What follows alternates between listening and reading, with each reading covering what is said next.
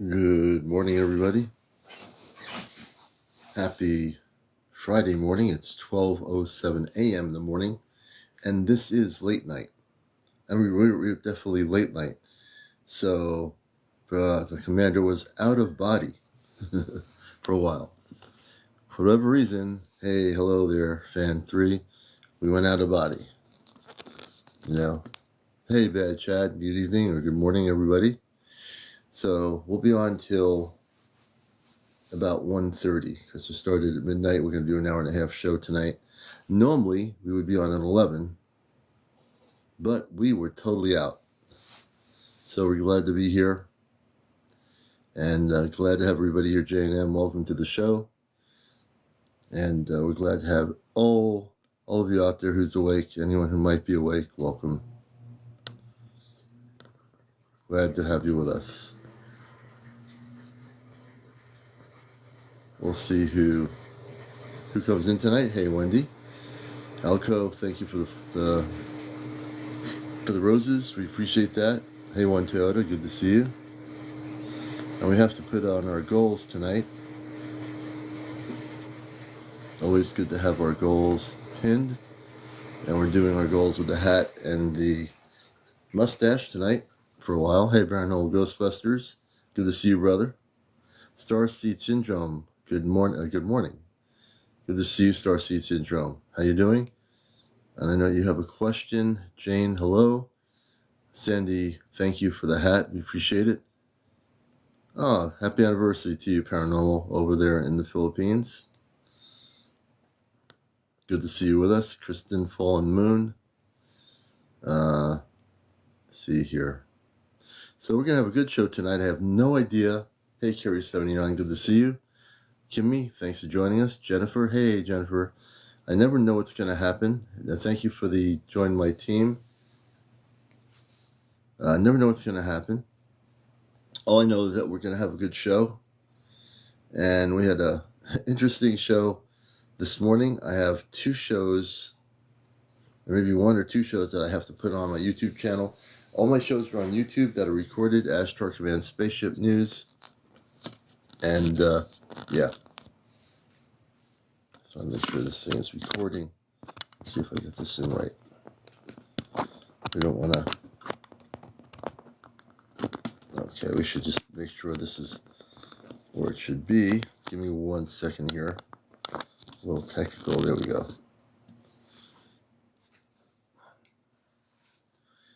Hey, Sassafras, good to see you. Labrina, good evening or good morning. Peace, love, and light. Marinade, Wayne. So we had Shane Niner on this morning with us for a while, and we had some very interesting things happen.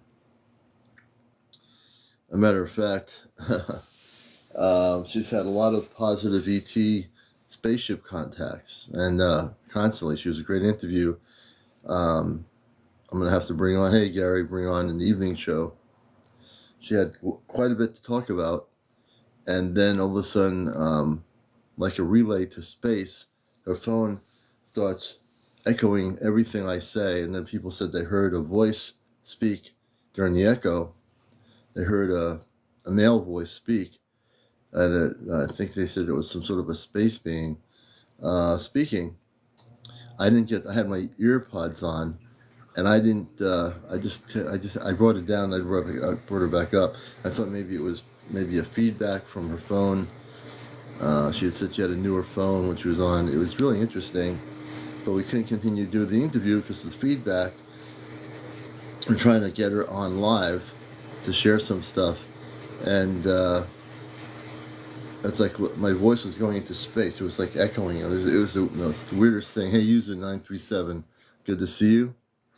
So as you always know, if you watch my show continuously, strange things do happen here. Only on this show, nowhere else. If it's cosmic going to happen, it will happen. Sonia, good to see you. Thank you for the bracelet. We appreciate that. Thank you for the follow. Drill MD. Yvonne Mitchell, thank you for the follow. River Blues, hey, good to see you. Hope everybody's having a good morning. I didn't know anybody was still awake at 12 midnight on the East Coast. I'm glad that you are here.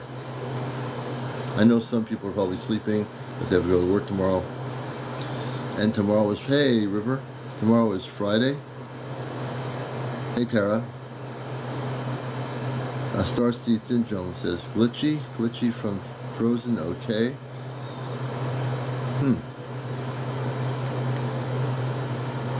I've noticed TikTok has been kind of glitchy today too when I was watching some stuff. Now, according to, I didn't read the report, hey, Butterfly Jewel Z, I didn't read the report.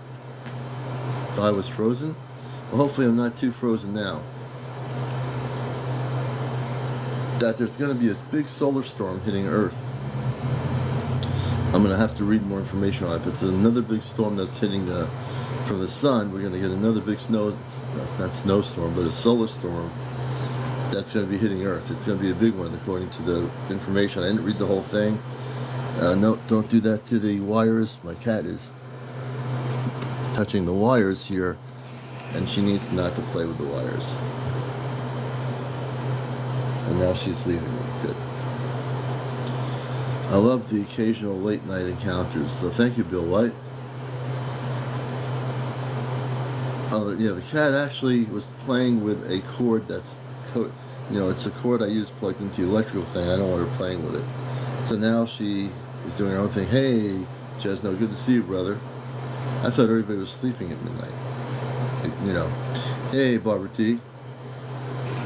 So there's going to be this solar storm. I'm going to have to read more about it, I think, by morning. But they were having these big solar storms lately, and I hope, I can see the northern lights if it hits really hard. It's supposed to be a really big one. So a lot of stuff's happening. I've said before, the sun has a lot to do with the solar storms. Have a lot to do with our galactic awakening, how our cellular structure, our physical bodies, and our consciousness will be affected. So it's not just a beautiful thing to see northern lights, but it also has a spiritual effect on every consciousness on the planet. And I think people are starting to realize that. Michelle, welcome. Etheric, good to see you. Wendy M says, I love looking up the sky. Also, drone footage. Oh, interesting. Yeah, corona mass ejection. Yeah, it's going to be a big storm, big solar storm. And again, I don't know. I was reading it briefly on Google. They showed a picture, and then they have a whole story that there's going to be this big, massive storm. In case you're good to see you. And I know I'm not sure what parts of the planet are going to get the most of it, but September, I heard. Okay. Interesting. Yeah, we want to definitely look at that. Speaking of September, on the 14th of September, oh, Jordan, no, we were totally out. We had planned to come on for 11, and I was just totally out of body. I'm pretty sure that I was not only out of body, I probably went off planet, just in the Merkaba state or something. I mean, I was out like a light. Now I have all this energy. Etheric, welcome to the show. Oh, enjoy your lunch, dear Paranormal Ghostbusters. Etheric, thank you for the heart puff. We appreciate it. And I think more and more I can only speak for myself. Hey, Cheryl, hope you're doing well. That we're getting downloads. So I think a lot of things are happening. I think we're getting downloads.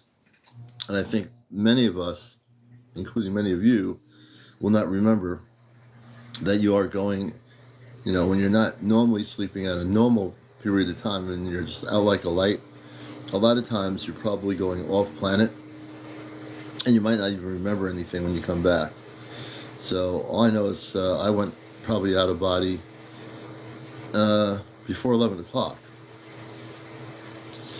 And and as soon as I woke up, it was before midnight. So I said, wait a minute, I'm late for my show. Etheric, thank you. And then I saw a message saying, Commander, where are you? Are you coming on? So before I came on, I wanted to make sure I had my eyes wide open.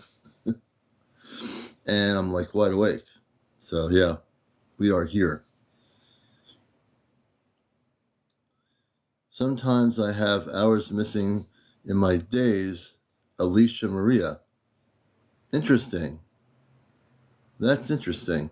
Alicia, what do you think you have missing hours in your day? I'm very interested as to why you say that. Hey, Trans, good to see you. Yeah, I needed the REMs. Yeah. Sometimes, I'll go out. I just have to go with the flow of it, The whole physical body and consciousness goes out, and then I come back, and I'm renewed. And just sometimes just need a little bit of time to be, not here. But I feel pretty refreshed right now. So September 14th, I want to talk about that. September 14th in Connecticut, and Chesno's in our group, my friend Chesno. We have a major activity going on the planet here in Connecticut. We have our Ashtar Command, for people that know about it, for over 13 years. We have a group, well organized, an Ashtar Command contact group. Our group is a C5 group, and what we're going to be doing is gathering in Madison, Connecticut. As a matter of fact, on my page here, my TikTok page, there's a bit of information about what we're going to be doing, and you can contact me by email if you're going to attend September 14th. We're going to be on the Long Island Sound in Connecticut doing a C5 with our Ashtar group. And we're going to use Ashtar Command Protocol and Dr. Stephen Greer's protocol together to facilitate visual communications with spaceships of light. That's coming September 14th, and you can email me for more information if you're planning to attend.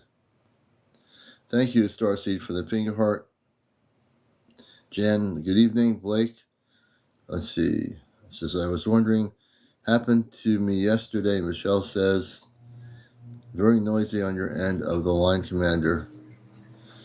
Hopefully not too noisy. I have the air conditioning system on, so hopefully it's not too bad.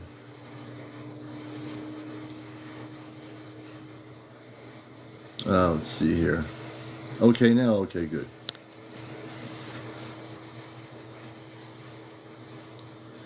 Michelle says, felt rejuvenated after 3 hours sleep. So, when your body wants to go out, no, I'm good. I'm good, Billy Thompson. No problem here. But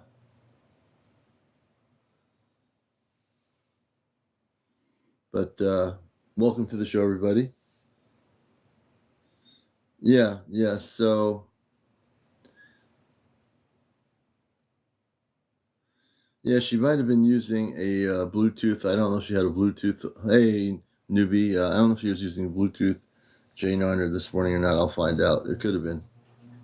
Hey, Honey McReynolds. Good to see you. Blake Arnold. Again, thanks for the follow.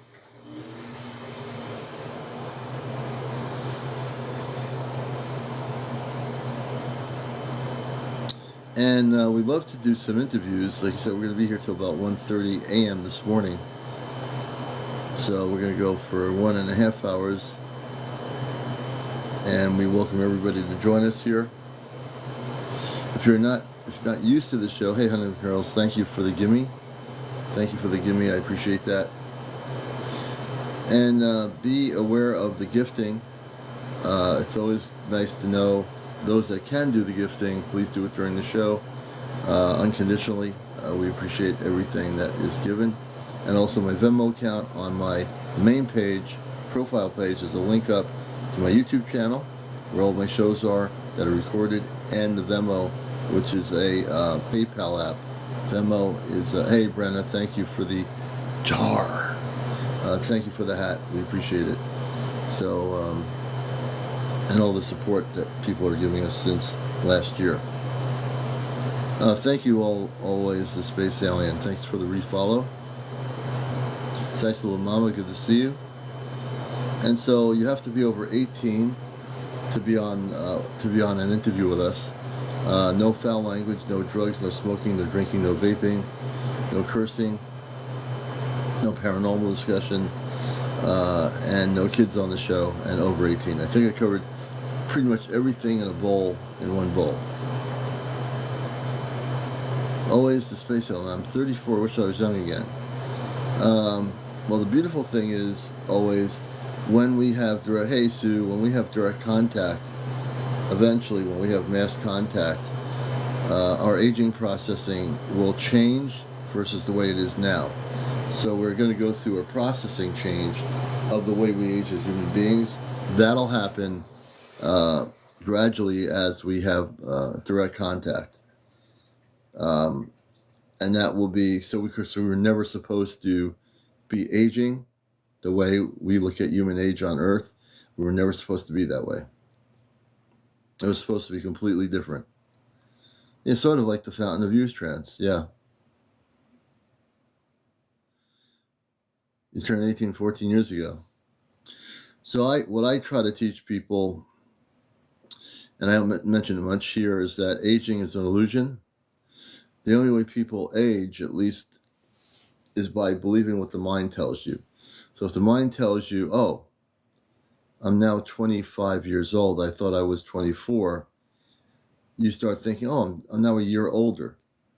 And sometimes we get caught up on Earth in years, just like we get caught up in time, because we're living on a planet in time, and we have a planet that goes by years. So, of course, human beings, the mental mind's going to say, okay, body, you have to physically look older, when in fact you don't have to. But the mind controls the physical body only if we allow the mind to control the physical body on Earth. It does control the physical body. I've never really talked about this much. And that's why I don't wear a watch. I can't show you, but I don't wear a watch. I don't like to have a watch tied around my, arm, so that I have to look at the time. Hey, Rosa, good to see you. I just don't wear it. And if you don't wear a watch, if you don't get caught, I'll look at a clock if I'm in a store or something, but I'm not fixated on the clock. Okay, so it's now 2 o'clock in the afternoon. But I don't like to wear a watch because it definitely, it gets you sucked into the whole thing of, well, maybe it's now 5 o'clock and I'm late.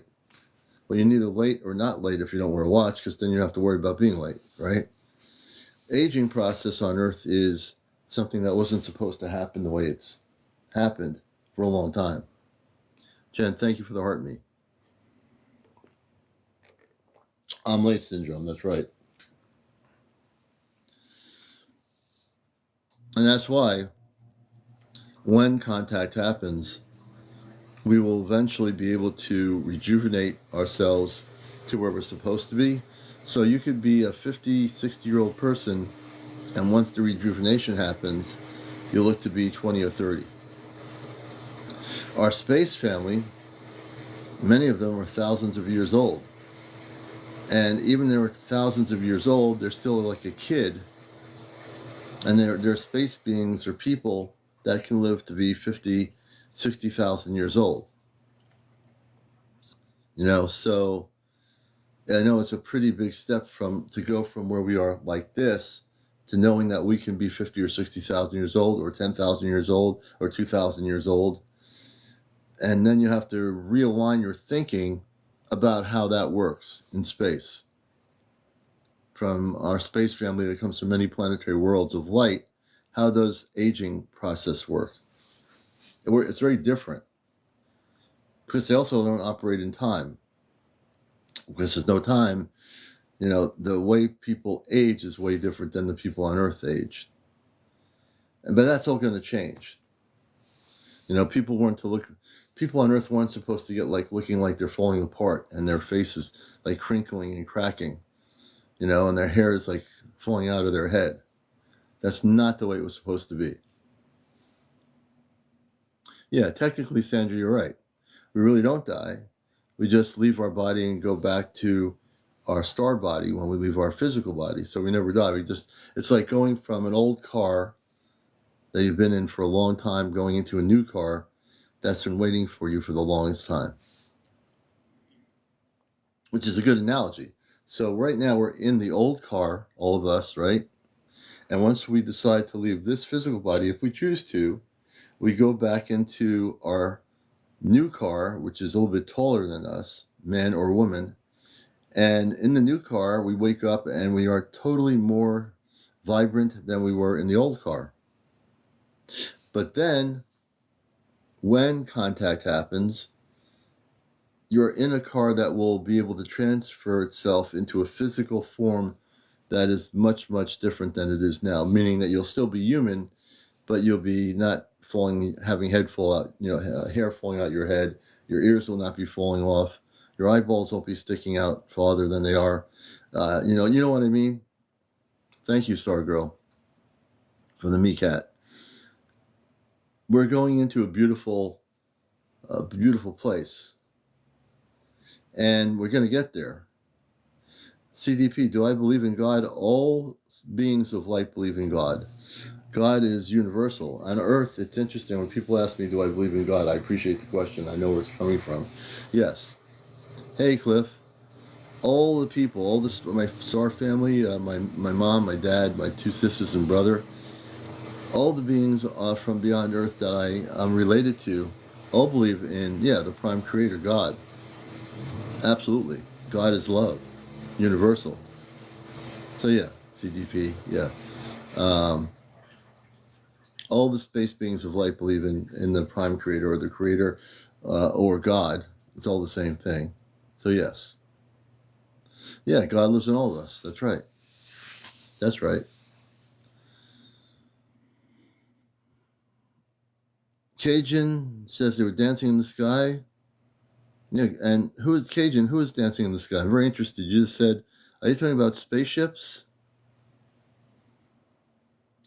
Well, this is interesting, CDP. What do you mean you can't escape the end? There's no ending, there's no beginning. What do you mean the end? Cajun, we're going to bring you up in a minute. I just want to get a clarification with CDP. CDP, when you say you can't escape the end, what do you mean?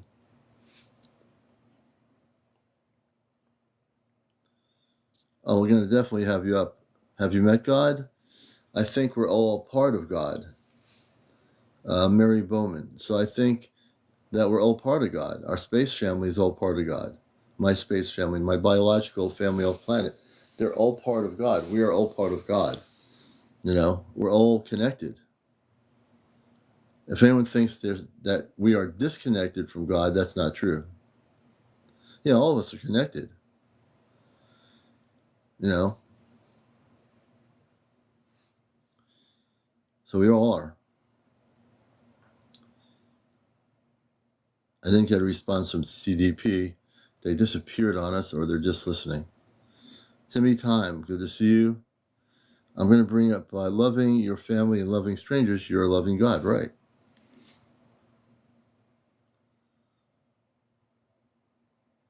I guess all they wanted to know is if we believed in God. So, all right, I'm going to bring up this person.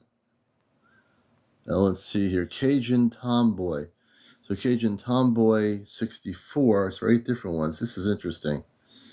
I'm going to ask that my phone does not go dark on me. I'm going to try to bring this person up without having to move my camera, but I know that my camera might decide to do what it wants to do. And we're going to bring up, so you have to be over 18, and we're going to bring up Cajun Tomboy on the show, I think. We'll see what happens. I just gave them a request to come up here with us. Again, over 18, no drinking, no foul language, no smoking, no vaping, no paranormal discussion, no kids on the show. So, Cajun Tomboy 64, I've just invited you. Labrina 64, my thoughts on the Bermuda Triangle. I believe it's an intergalactic doorway for spaceships to come in and out of. It's always been that way. That there's not just the Bermuda Triangle, but there's also other triangles, including the one in the East China Sea, where the Malaysian flight disappeared over 10 plus years ago. That went through a galactic portal. I think these portals are everywhere. I was hoping to get the Cajun person on here who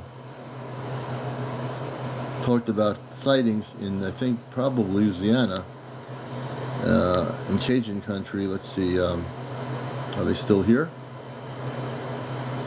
I saw 8 different ones. Cajun Tomboy.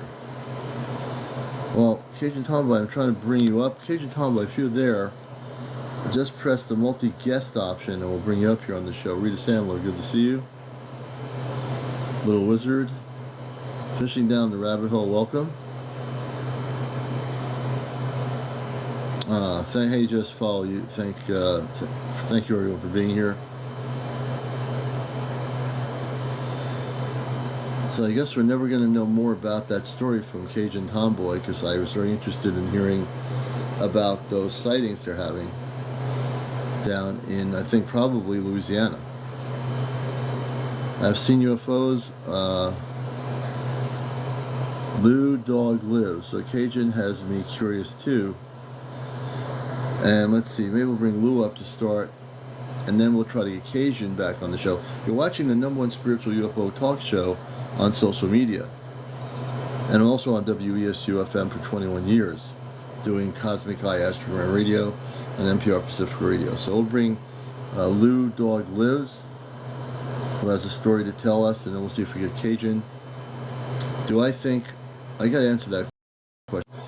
I got to move my camera. I knew that was going to happen. I am prepared. So in terms of Lou, we're going to get to you in just a minute. Welcome to the show. The person says to me, you think they are fallen angels? No. I think there's lower vibrational ETs, and I not only think, I know that. And then there's star people that are no problem. Then there are star people, I think, that are, my star family is basically men and women who are spiritual beings of light. So that's my answer. Lou, welcome to the show. Hi, how's everybody doing? Good, and whereabouts are you located? From Monmouth County, New Jersey. How's everybody doing? Good. So you have a story to tell, and welcome to Encounters. And tell us a little bit about your background and your experience.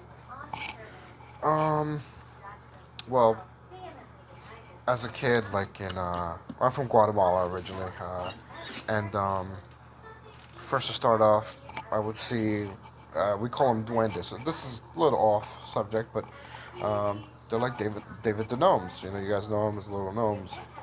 But that's the one thing I saw as a kid. But I do remember that as I got older, I would look at the night sky. Like I was maybe like 6, and I don't know how I remember this, but I would see like these lights in the sky. Then I'm like, oh, those stars are real bright. But then they move, and then they disappear. And then the next day, we had like an earthquake, because we're right on the fault line, or not the fault line, but we just known for earthquakes. And then moving forward to when I moved to New Jersey, I was like, I would ride my bike everywhere, and I remember just walking in the street or riding my bike, and then I would just see these lights, and they're in the sky. They're like whatever miles away, and I would just see them. They're just radiating, and I would tell people like, "Oh, you're just crazy." I'm like, "Okay, maybe I am," and but then, like certain people I would talk to, they'll just be like, "Oh, they're this or that. They're maybe just a star, blinking star or something." But do you have a TV on in the background? Oh, I'm sorry. Let me turn it down. If you can turn that off or something, it's interfering with your. Okay, sorry about that. All right, much better. And then I saw Close Encounters of the Fourth Kind, and then I saw the one movie where I think it's it's Close Encounters of the Third Kind, but there's the other one of the Fourth Kind where it's based about Alaska, right? Oh yes, yeah. That one was very deep, and how the people were they were getting abducted, because they're in remote areas. They were getting abducted, and the whole story about the the what was his name? Walter something. He was a Oh, you're talking lumberjack. about Travis Walton. The book that was Yes. where he was fire in the sky, where he was taken off planet. The movie is not the truth. The book is. Fire in the You Sky. have some. You had something clicking there. You were moving something, but he Fire in the Sky. If you read the book, that book tells the truth of his experience. But the movie, I would disregard the movie because it takes liberty with the book, and it messes up the true story of what he went through. Oh, you see, I never knew that. Wow. Yeah, you So I need to read the book. read the book. Hollywood has a tendency to make things the way they aren't. For example, Always. when Travis Walton was taken in the movie, they show him in a jelly thing, and they see a human being in this jelly thing, and that's not even part of what happened to him. And then they also make it look like there were glasses floating in the ship when he was on there walking around, and they made it. They took liberty with the book, which they shouldn't have done, Hmm. and they wanted to make it more enticing to the public, so they took things and added things to it that never happened to them. Yeah, that makes sense. I definitely believe that because yeah, Hollywood does twist things around very well. A lot, especially when it comes to extraterrestrial areas. They always twist things around. Yeah, They always do. they do. And but I have one aunt in Guatemala. Apparently, she was abducted once. Hmm. Apparently, once again, they thought she was lonely, but there was reported sightings that people were abducted. Um, but just the one other story that does baffle me is about that one doctor that would remove little pebbles out of people's bodies, and they were like pretty much GPS plants from the aliens when they were. Are you talking about? Well, when you say doctor, which doctor was this? Do you remember? Doctor, I do not remember. I just seen someone. There was a doctor. There was a Doctor Lear who was a doctor, and he worked with two or three other people. This Dr. Lear, I met him many years ago at a UFO conference here in Connecticut, Wow. and he did a lecture. They took implants out of people, and this other person who was ex-CIA worked with the doctor to take implants out. He showed me a whole case full of implants that they took out of people that they had in their presentation. I was doing a TV interview. I was doing a TV show at the time, Yeah. and I couldn't believe these little metal things that had been Mhm. implants in people's bodies. They had taken them out and Mhm. put them in and categorized them and separated them. And he showed me. I was sitting down Mhm. talking to him, and he said there was one person that did an operation on where the implant was in the eyelid, was within the eye. It was it was almost like a camera, the extraterrestrials put something to monitor the person in their eye. They took it out, somehow took it out, and it was John Lear, I think it was. I don't know Yeah, if it was John John Lear. Lear. It was a Lear. I just know he was a doctor. He had a beard, an older gentleman. I don't even know if he's still Mhm. alive anymore, Yeah. but I did meet him. Wow. Yeah. Yeah, and so the thing is, and I know in South America, Guatemala, and other countries in the southern hemisphere of that area have had either abductions or people that have had the opposite, which has had contact with star people. So it's been like a two-way street down there, and that goes for everybody, even in the United States. Yeah. There are people that have had abduction experiences, and other people that have had met star people that are men and women, just Yeah. like us, that are very beautiful people. So Yeah. there's a lot of that was prevalent. I don't know how much of that's happening anymore. There might be a little bit of the abduction thing happening in different countries, but I'm really at the point knowing that a lot of that has kind of ceased to occur. It might be little bit pockets here. I have noticed that in my interviews with some people, but I think most of what's happening now is there's a new wave of energy that's coming in, and it has nothing to do with people getting abducted, but it has to do with getting contacted by space people. Yes.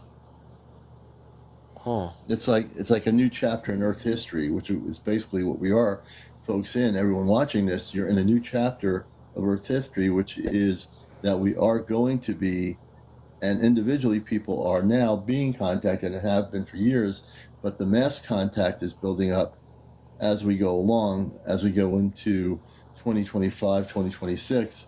Yeah. Those 2 years are going to be the most important years of Earth human life. Remember that. Yeah. 2025, late 2025, and all of 2026 are going to be the most important years of Earth life in general, whether you be human or not human, animal or whatever. It's going to affect all life forms on our planet. Wow. Did Yeah, you ever hear about those the one FBI cover up in Brazil? And the town sounds like it's almost spelled like the word Virginia with an H or something. yeah. And there was like Uh, a huge like UFO abduction. It was like it's like a hotspot. I think even to this day. well, in Brazil, if you talking about the country of Brazil, Brazil has both things had both things going on. It has a lot of jungle, a lot of a lot of area that's remote. Um, in Brazil, just like many of the South American countries, there have been hotspots for encounters of abductions. And also in Brazil, just like all the other countries, the other flip side of the coin is people have had star encounters. I knew a woman many years ago who was from Brazil, over 15, 20 years ago, and she came from Brazil. She said she used to see the blue people. She said the blue people would interact with her, and she was this is the opposite of abductions. They were like star people or star beings of some sort, and she would see them. She'd go through a certain place where she lived, and they would be there, and she called them the blue people. So she would tell me stories about that. Very interesting. Um, Another one that blew my mind was this one's a little gorier, which is like sort of scary. It just happened. Well, I don't know if we want to get into too gory a thing here, but I think we might want to bypass it. But we have heard, The Peru things of one? abductions. The Peru one, I know about the Peru thing. A lot of it was misinformation. Some people believe that, and I believe this to be true, that the military was involved. There was a certain level that was done. A lot of the images that were shown on TikTok when that happened, it was about it was a year ago. You talking about the Peru situation? Yeah, with the Yeah, let people. me tell you something. A lot of that was AI generated. If you look closely, my background's news media, broadcasting, and TV. A lot of the stuff that was posted of what they looked like was AI generated. It wasn't what they looked like at all, and a lot of stuff was misinformation. So I disregarded like 2/3 of what I was seeing. Yeah, I didn't believe any of it because people can create generated AI and CGI stuff, and a yeah, lot of the photos were not actual photos of whatever those beings were. They were photos generated by AI. Somebody yeah, created the photo, and so people looking at photos, oh, that's what it looked like. People have to be very careful not to, when they see a photo on TikTok or whatever, somebody created it and it looks like this, whatever it is, yeah, that's not the actual photo of what happened to somebody. So we really have to be very questionable of things like that because it does a disservice to whatever really did happen. yeah. You're Nobody right. really knows because nobody was there. So Yeah, someone created a story, and then I heard different stories that there were light beings that people were seeing in Peru. So what was the true story? This AI generated fear-based picture, or was it the opposite? So nobody really knows anything. yeah. You know what I Um, mean? yeah. Of course. No, I'm 100% with you because now I don't believe these new pictures, and now with the Photoshop AI thing, you're definitely dead on Yeah, spot. But it's hard to you got filter yeah. out the truth from the false. Well, you know But how you to filter it out? You have to be ask questions. So when I yeah, see something, if it's posted, I'll post say, well, I thought because my news media background, I'll say, who made that photo? Where did that photo come from? Were you there? Can you tell me what you know? And a yeah, lot of times people are going by what they hear, but not what they know. that's It's true. a big difference, So you can't go by what you hear. You got to be. For me, I studied with some of the best people in news media on Pacifica Radio back in the '70s, Wow. and they taught me to have an analytical mind to just look at things. And if something doesn't sound right, especially with all the stuff with the technology now, Yeah, everyone should be asking questions. Because on here, on YouTube, everywhere, there's a lot of stuff that's produced. It looks really interesting, but yeah, when you get down to it, is it really true? yeah. You're very right. To comment on the chat to Michelle Moore. Um, Michelle, it was one of my aunts that was abducted. I was a little kid, and they I recently asked about it, maybe like about 4 years ago, and because it was on my father's side, and there's not many family members who are left on my father's side, and they're still in Guatemala, but they don't remember much or something, so I can't get a straight answer out of that. Hmm. Interesting. Yeah. Well, I want to thank you for coming No, up here, thank man, you. and sharing some of your questions with me. I think it's always a good thing. And Thank you. so I want to thank you, Lou, for sharing some of those things with us. No, thank you. And Thank you for having me on. Have a great night, everybody. Keep looking at the sky. and with you, have you ever had? I mean, I'm not proponent. Have you had contact when you were a kid, growing up, with space people at all, or did you never have your own specific encounter? um, so Do you remember? I So I tell don't know if us. I'm like a little clairvoyant or something, or I just like almost like I don't know, but I just always felt like things were around me, looking at me. Like let's say I'm in my room and I'm even when I was like a little kid, I remember just being in my room and when it's dark and I would see like a flash go by or something, and I always felt there was always something around me. Like I Yeah. was, you know, but to like I mean, I'm pretty sure I saw a ghost one time. There's this place in New Jersey called Well, we the want to stay deal. away from the We want to stay away from that because Oh, that's sorry, sorry, sorry, sorry. paranormal. Yeah. You didn't know that, so we're going to stay from that. Oh, But yes, sorry, sorry. if I'm just more curious, whether you yourself might have had encounters as a kid that you don't Mhm. remember with probably possible non-terrestrial beings from Yeah. maybe another planet. Um, like I said, I just more for the fact I've definitely seen like with my eye, I've definitely seen like flying orbs in the air. One time I did see a black triangle in a beach called Long Branch, New Jersey, and a Hmm. bunch of the beachgoers were also all looking up the sky because Hmm. what was going on is I was working on this house, and I go out, I go get some material to bring back into the house, and everybody's looking up at the sky down the ways, and I'm like, everybody's like, asking me, hey, what's everybody looking at? And then everybody's like, "Oh, there's like a black triangle down the ways. You can't. Do you see it up in the sky?" And I looked up, and sure enough, it was just black in broad daylight, like let's say noon. Right. Right. And there was another UFO on tape, Route 17 in New Jersey. That was about a year ago or two as well.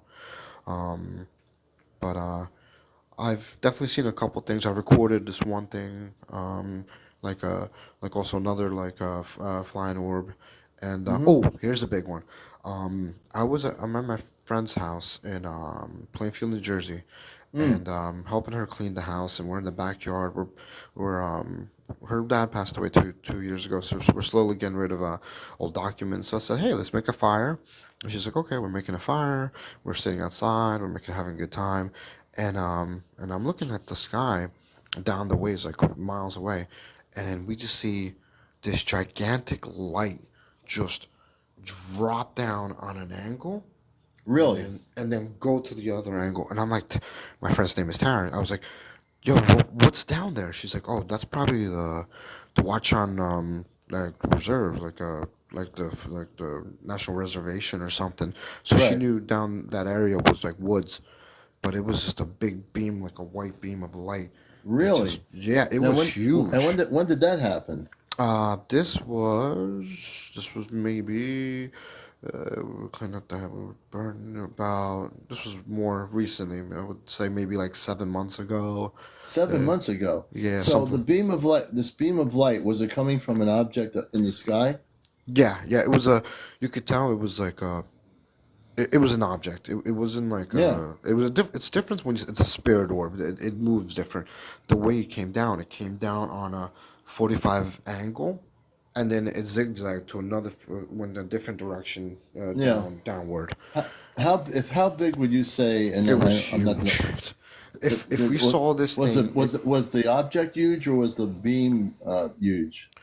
uh, the, the the light it was producing was huge. So if you stuck your hand up, and uh, and you were trying to pinch it in the sky, let's say Hmm. like you stuck your fingers out, Yeah. to make a pinch, and it's Yeah. about like let's say an inch, Hmm. like a 3/4 of an inch. Like if you're holding your hand out looking at it, that's how I would say Yeah. how big it was. But it was a white. Interesting. It was very white, solid white, and she saw it with me. So it was two people, countable witnesses that we saw. Right. That's interesting. So that's several months ago. Well, so you do have some things that you've seen and happen. So that's, Hmm. I think Hmm. that I'm glad I kept you on enough to get you to share some of that. Well, again, I want to thank you for being with us, and everyone, thank Lou for coming up, sharing some Thank you, stories, everybody. and yes, we appreciate your questions. If you ever have any real important sightings that happen, this will be the place on Encounters to share it with us. Thank you. I'm gonna follow you too. All right, sounds great. Let me bring you down, and let's do this here. Good night, everybody. All right, there we go. And we're following Lou as well. And this is Encounters. We started a little bit late tonight. The commander got on a little bit after midnight. So welcome to the show, everybody. Glad to have you with us on the late night here. And it is later than usual, but we'll be here till about 1:30 a.m. So we're going to be here for another 35 minutes. And tomorrow night we'll have our normal show at 11 on Friday night. Saturday night will be Ashtar Command Q&A. That's the night where we do everything all Ashtar Command. That's Saturday evening at 11, right here on this social media. I don't think I'm going to do that. Pull an all-nighter, it'll never work.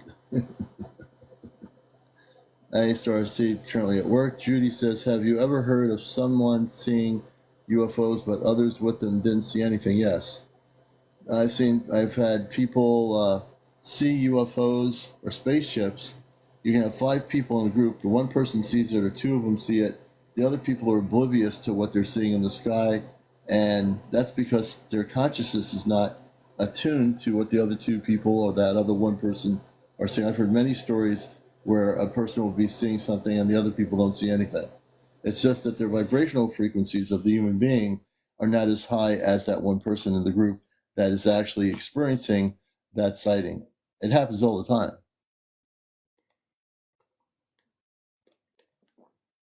Not uncommon in the whole idea of sightings. Not uncommon at all, actually. Star says, bro, the mountains behind my house one night in the summertime all of a sudden started emitting up or lighting up. Maybe I think what you're saying. Yeah, and SVE Gas 67 says, right, consciousness not attuned. New Jersey's been very active with sightings, I'm assuming. And Starcy says, colorful eyes, colorful lights of all kinds, colors until the Air Force jets came and it just shut down. So, yeah, the Air Force probably was scrambling jets to go where the stuff was happening. And I'm sure if they were spaceships, they probably disappeared. I'm just reading comments here. Welcome to the show. A lot of stuff happening, just by what I'm reading here in comments. There's a lot going on everywhere. It was so obvious, though. I haven't seen so many rotating colors and set up such a perfect sequence. So, yeah, the Air Force is very aware of the fact there are spaceships from other worlds here. And isn't it interesting that the Air Force or whoever gives the command saying we must scramble some Air Force jets to go after these spaceships when they appear, like in Arizona, wherever they are, they try to chase them. And then they'll be in complete denial. If you call the local Air Force base up, did you have scrambled jets going after those UFOs or spaceships in the mountains? And they say, no, we don't know anything about that. Of course they do. You see, again, it's a matter of lying to the public and being in denial of what the fact is that probably what the Air Force is doing, Starseed, is if you were to call the Air Force base up, what you should do, actually, you should call the Air Force base up in the area and say, oh, by the way, on so-and-so night, did you happen to scramble some Air Force jets to check out some unknown objects that were colorful in the so-and-so mountain region? And I would be very interesting to see what they tell you on the phone. The person who picks up the phone at the Air Force Base will probably say, we know nothing about this. We don't know anything.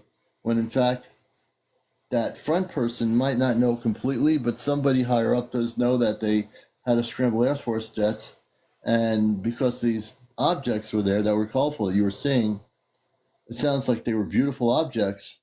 And probably the intelligences behind them were probably very peaceful, but then the Air Force had to scramble jets to go after it because they can't have the thing get out of hand. Because if a lot of people up in that area start seeing these colorful objects and you have like 1,000 people seeing them, questions are going to be coming about by the public. What's going on here?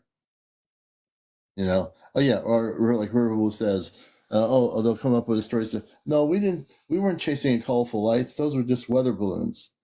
And I know Riverblue that they'll be in denial of telling the truth. This is exactly what they like to do. I would find out, if it were me, I would call the local Air Force base up, just act like you don't know anything. That, just say, like, I saw some of these lights, so-and-so. Can you tell me whether you scrambled any Air Force jets to go up in the so-and-so area? I'd love to hear what they tell you on the phone. I would do that in a heartbeat. Yeah, they never tell the truth. Mina 45. Yes, I've had contact. Mina, I'm bringing Mina. Change your setting to public. Mina, change it. Come in again. Go in your settings. Change it to public. Mina, I want to do an interview with you. I want to talk to you about your contact, but your setting doesn't allow me to do it. So you have to go on your TikTok account, change your private to public, or just go to my TikTok guest option and press the KitKat guest option, multi-guest, and request to come up. But you need to change your setting on your phone, on your TikTok, I mean. I know you're private. If you change it to public, I can interview you. I want to put you on my show. I want to talk to you. I'm a contactee as well, and I have a contact in the 60s, so I'm very interested in interviewing you on the show. I want to do an interview with you. You can set it back to private after we do the interview, but I need you to switch it to public so I can do the interview. That's all. You can always switch it back. You can always switch it back. Let's see if they'll be willing to come up here. Susan Mary, welcome. I'm not ready tonight. Would you be willing to come on tomorrow night? You don't even have... I love them. Okay, Mina, so let's put it this way. If you come on the show, you don't have to come on camera. The only thing you have to do is speak with your voice. And you don't have to worry about the camera. No camera. Just verbal, vocal, audio. Can you do the audio? You're not going to be coming on the screen. No one's going to be seeing you or anything. But obviously you're talking about you love them, so you want to talk about them right now. Why not just come on the camera, not on the camera, come on the program without your camera on, just strictly audio. Are you willing to compromise and do that? Let's see. I'm trying to make it easy for her to do this. Let's see here. Let me see.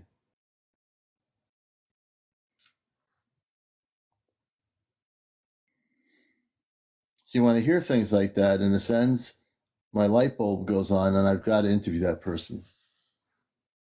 And Mina, we'll treat you with a lot of respect. I'm a contactee since the 60s. I'm not just a talk show host about spiritual UFO areas, but we'd love to just get you on the audio part. Hey, thank you, Barbie, for the hat.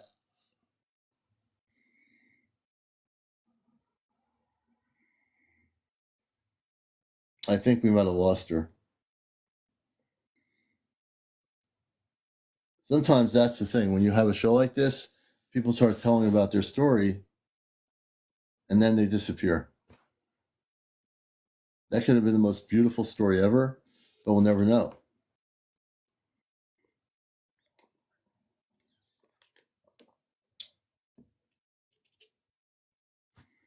And I know a lot of people out there are contactees.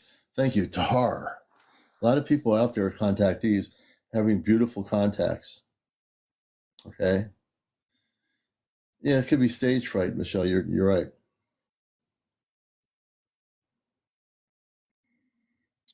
Yeah, it's always great to hear people's experiences because it also helps other people. I think part of what I love doing even on my radio show is interviewing people. I've been interviewing people for years. And I have a lot of knowledge, but I also want to hear people talk about their contact experiences too. Yeah. So I think she disappeared, unfortunately. Hopefully she'll be back. You know, I'm a firm believer. Once you share your experiences, you'll find how many more people are with you. You know, and we have a lot of people. My audience here, if you've never been on my show, my audience, think Tahar. My audience is really supportive of people that are having experiences. And oh, thank you. I'm going to set my goal. We're going to set up a new goal. And I'm going to set up the goal now. I have to reset it. And we're going to put the hat back on. Is the hat still there? Where's the hat? There it is. Everyone loves the hat. So we're going to do the hat. No, I'm not going to do that. Let's do this here. All right. I just got more hats in stock. I put 10 more on the shelf. So there are hats available.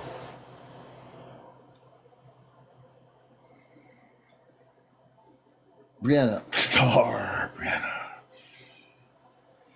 So, you know, I'm going to see who has the story. Starseed, thank you for the hat. Man, I'm Tahar. Tahar to all. So that's a word I say when I have that hat. I have to say that word. I usually do. So who here has had a beautiful encounter with space people, okay? Really, seriously. I noticed this woman that was just talking about her contact. I wanted to get her on, but she was in private. She didn't feel like she was ready to come on, but I was pushing it gently to get her on just on audio. I didn't care about the video, having her face on the screen. But how many people out there, who out there has been having beautiful contact physically with space people? You know, we always talk about abductions too, but I'd like to get the other end of the coin from people that are having really good, really beautiful contacts now with star people. That's the terminology of star people, people that are people of light, people of love, men and women from their planets. Alicia Maria says, no encounters, but I watched one walk by. Interesting. I'm just looking at the comments here. You're watching Encounters, the late night spiritual UFO talk show. I am CmdrAleon, the man from Mars, blessing the Matrix, contactee, and I'm like an open cosmic book with information. I don't read much on the web. I have all the information I need, and I get downloads all the time from the Ashtar Command itself.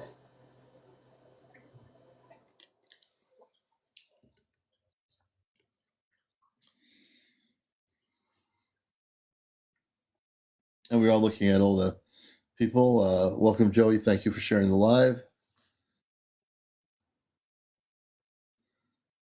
You could do that, Starseed. Blue, I think it's Blue something. All the new people, welcome to the show. If you're just finding this show at this time of night, we're usually on at 11 o'clock at night till about 1. We're going 30 minutes to 1:30. And this is the Thursday into Friday morning edition of Encounters. This is a spiritual UFO talk show, and it is a talk show. But this is also the core place where you're going to find out about disclosure. Baby David says, I've been abducted. Baby David, would you like to come up and talk about that story? You have to be over 18, no smoking, no vaping, no drinking, no drugs, no paranormal discussion, no kids, but you have to be over 18. Hey, guided by ancestors. Good to see you at this time of night. Welcome to the show. So I always ask when a person says they've been abducted or had contact, I always ask if I can bring them up to tell the story, because those key sentences have me interested. So let me see if that person's willing to come up and if they're over 18.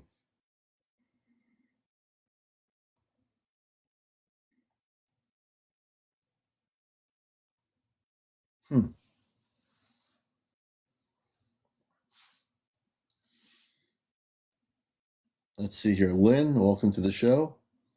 I'm just looking to see a response from that person that said they were abducted. We'll see if they respond.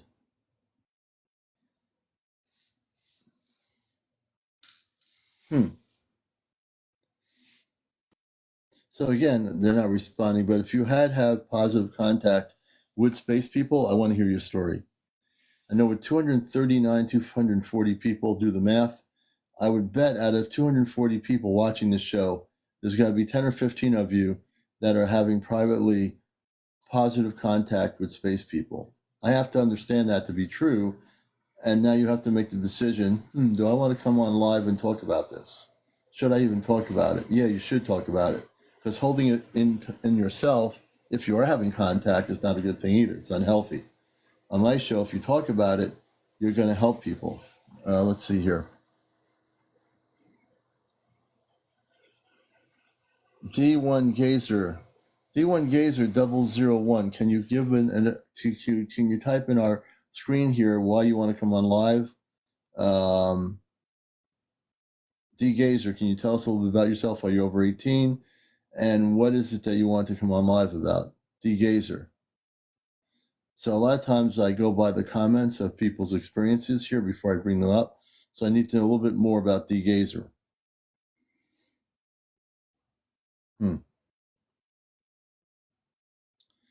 Okay, you're 29, D Gazer. And D Gazer, what did you want to share with us? D1 Gazer, I think Glazer, is it? Glazer, maybe. I got the name right or wrong. So can you tell us just a little bit about what you're coming up to share? And then I'll certainly be happy to facilitate, an interview with you on the show. Gaze, or just gaze? Okay, I'll just say gaze. Or glaze.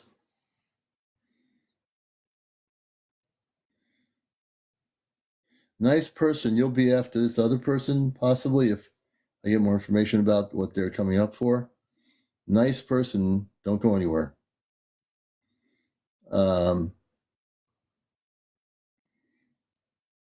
Glaze, can you tell us a little bit about why, what your story is?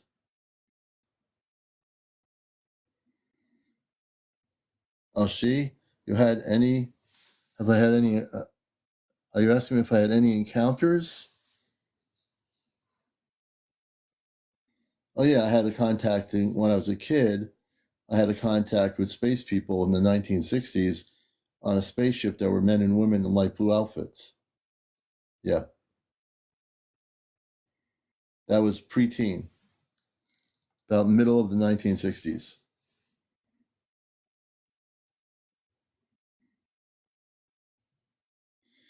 Oh, you mean on GPS? Hey, good to see you. My speech to the planet, it's up to when our space family decides to have that happen. So I'm waiting to get information from them when they're going to take me off planet. So for people that don't know this, I have a mother and father, two sisters and a brother on a spaceship of the Ashtar Command. I am from the Ashtar Command, even though I'm having the human experience. I'm a starseed. So they've agreed to have me be the representative that will, when it happens, and I don't know when it's going to happen, but when it happens, I'll be taken physically off planet onto the spaceship, and I'll be actually broadcasting.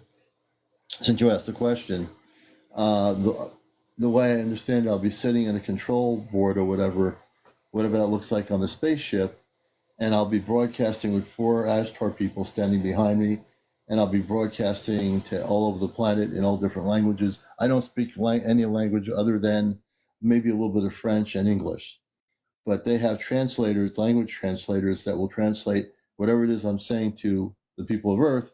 They have language translators which they'll use to translate my voice in different languages. But I have no idea yet when that's going to happen. And I'm very understanding of that because we live in a planet of time. Everything is like, what time is it? You got to go to dinner. You got to go to work. When are we going on the trip? So it'll happen. And I'm very, when they tell me it's time, I'll be going on the ship and I'll do that, whatever it is. They'll tell me what I'm going to say and I'll be able to say it. But right now, until that happens, I'm enjoying doing my show here, my radio show, living my regular life, going about my day as everybody else does as human beings. And so I'm very, very much. Oh, that's interesting. I have a grasshopper jumping on me here. I had a little green grasshopper, pretty cool. It took me by surprise, but yeah, so we'll know eventually. I appreciate the question. Let's see here. Now, the nice person, where are they?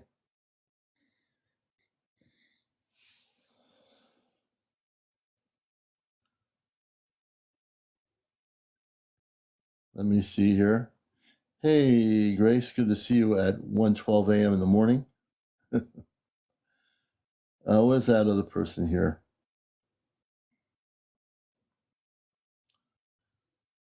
Nice person. Here you are. Nice person. Nice person. If you're still with us watching the show, you are a guest. Ah, good. They're still here. Welcome to the show, nice person. Hello. Let me We're turn glad up to the have you with volume a us. little bit. Yeah. Thank you for having me. Well, I was reading your comment. On the way to Japan, we saw the lights coming up from the bottom of the ocean. This is a very interesting story, I believe. So tell us where you are and tell us about what happened and when it happened. Okay, I'm in Michigan right now. And this Okay. happened probably about 13, 14 years ago.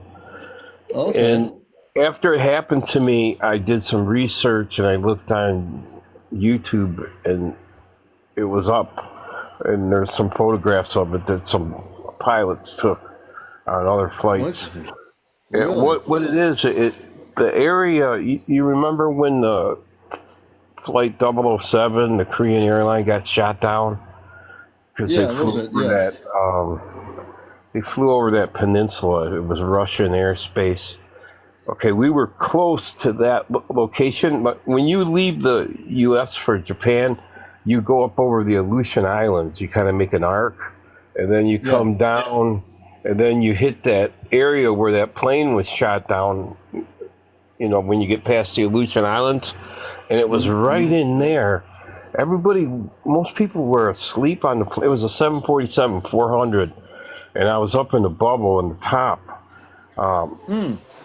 And most people were sleeping during the flight, and the flight crew came out. Flight attendants were talking to each other, and another 2 or 3 more pilots came up to the bubble, and they were talking and looking out the window, and yeah.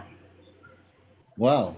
And how long did that sighting last? Because you're obviously on a jetliner, so you're still moving. How long did that last? And can you tell us, when you talk about them coming out of the ocean, what did that look like? It looked like, at first, I couldn't believe it. I thought, what the heck's going on? I thought we were flying over a lit up parking lot, like at a college or something, those orange lights. And I Right. thought there was fog. You could see the lights like through the fog.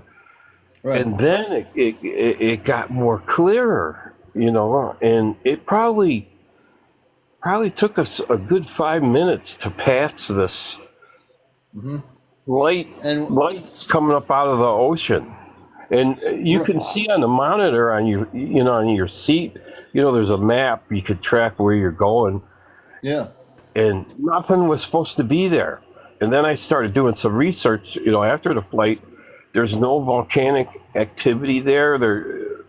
And then I just I wouldn't let it go. And then eventually I found on YouTube, there's, a video about it where I think a Really? Norwegian pilot, yeah, they took pictures of it.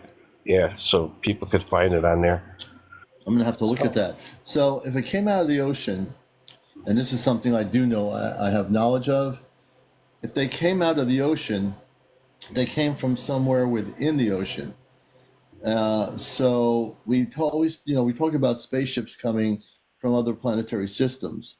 But what color were the craft that were coming out of the ocean? Do you remember what they looked like? No, I didn't see craft. These were lights. I mean, What do I mean? Lights. this was black. It was supposed to be the black ocean. There was nothing underneath us. All of a sudden, these light, like we're flying over a city. You know how it looks lit up, and Right. yeah, So are you saying that it was like it looked like it was a city where there's not supposed to be a city? right.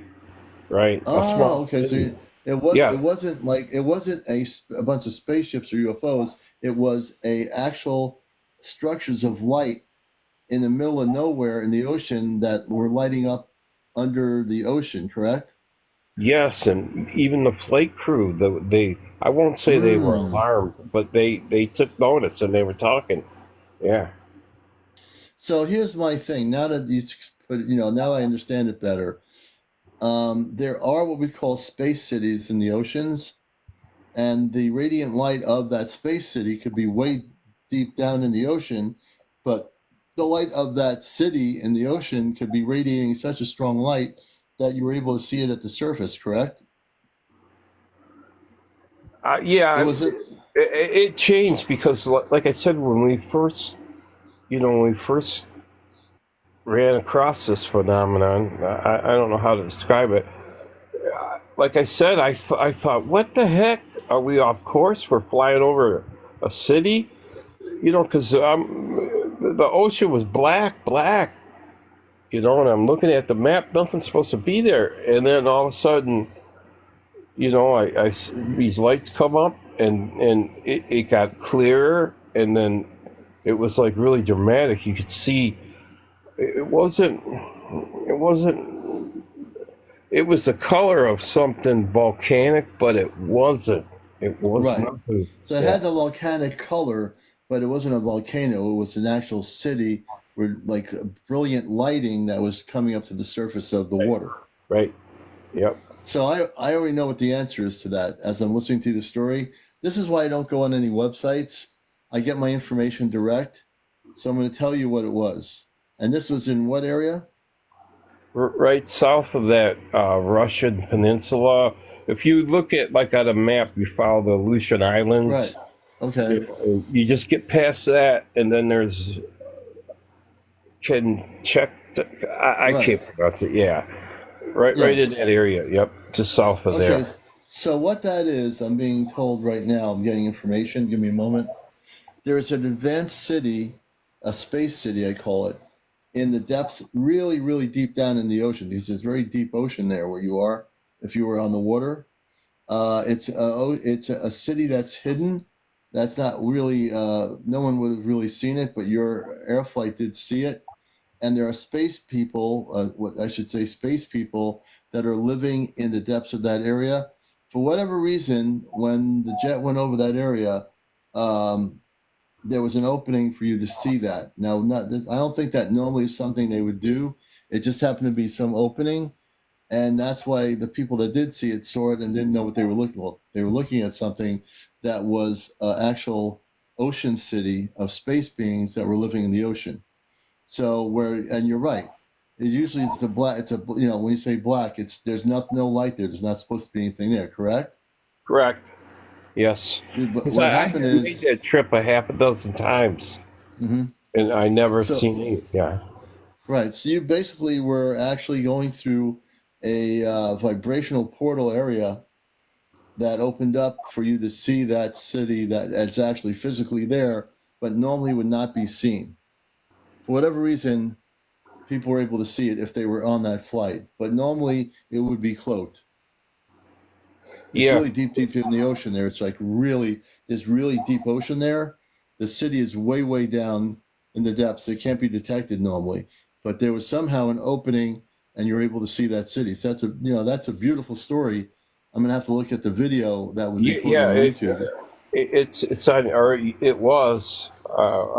After I get off here, I'm gonna see if I can see it again.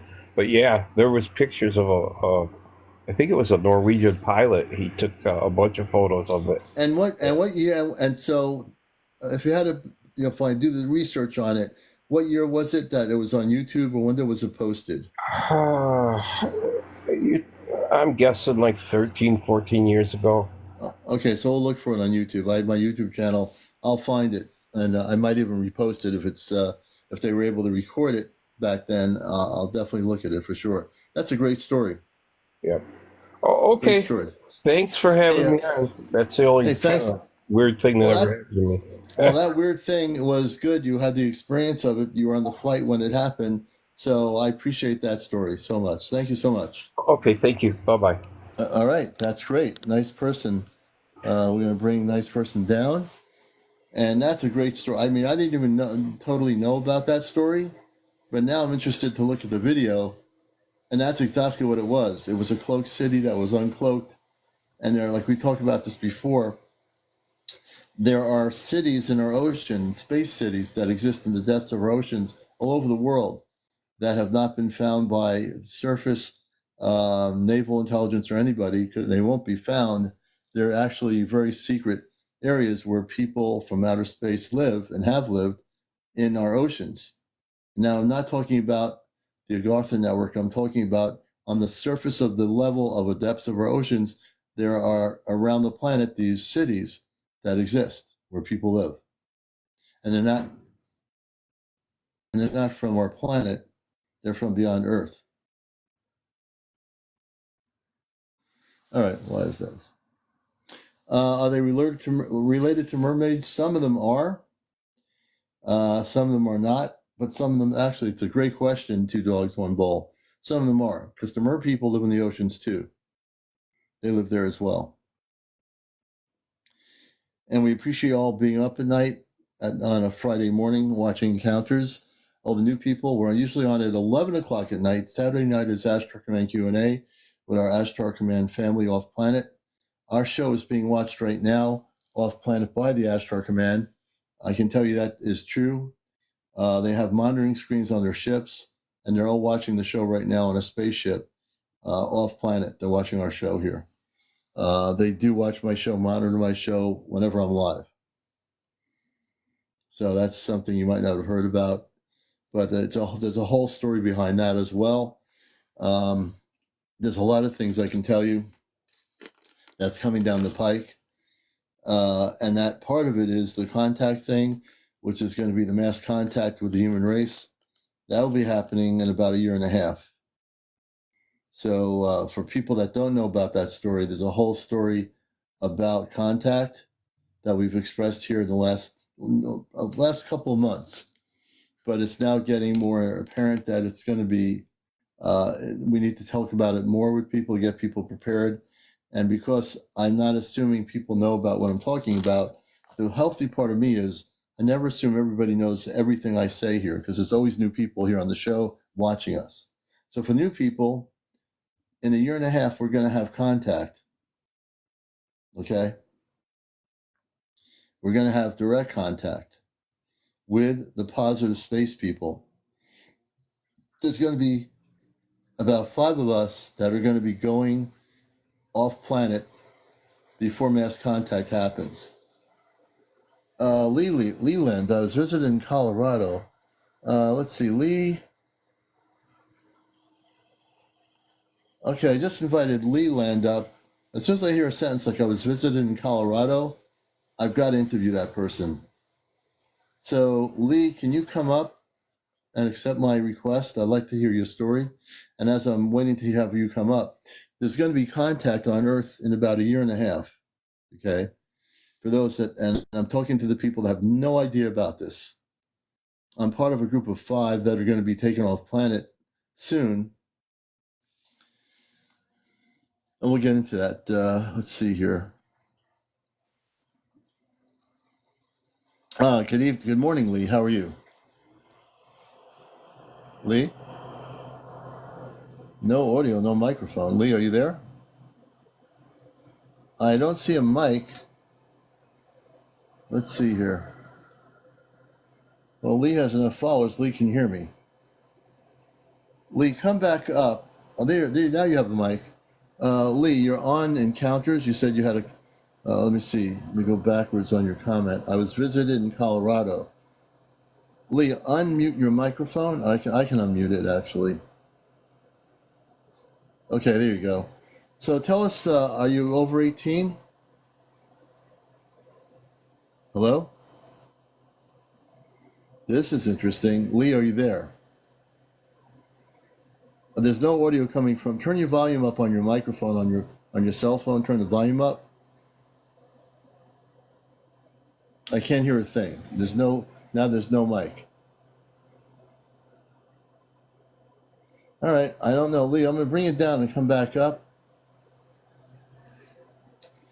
either we're going into cosmic strangeness, because the person said I was visited in Colorado. Lee, can you come back up and we can try this again? I don't know why I'm not able to hear you. But on my show, you see, there's always going to be something during my show that's going to be weird happening on encounters. It always does. It always will happen. It's just part of what happens. Lee, can I bring you back up? Come back up. I didn't hear you speak at all. There was no audio. And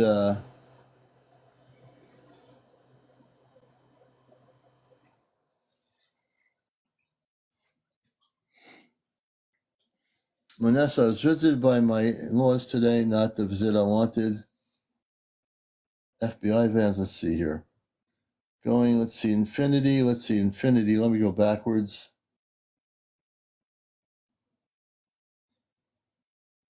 Ah, yeah, Judy, right? Wouldn't that be something if the person I was going to interview was taken off planet when I took them on to the show? Um, I'm half kidding, but could that be possible that Lee came up to come on the show and then was taken off planet? Hey, in my show, it's possible.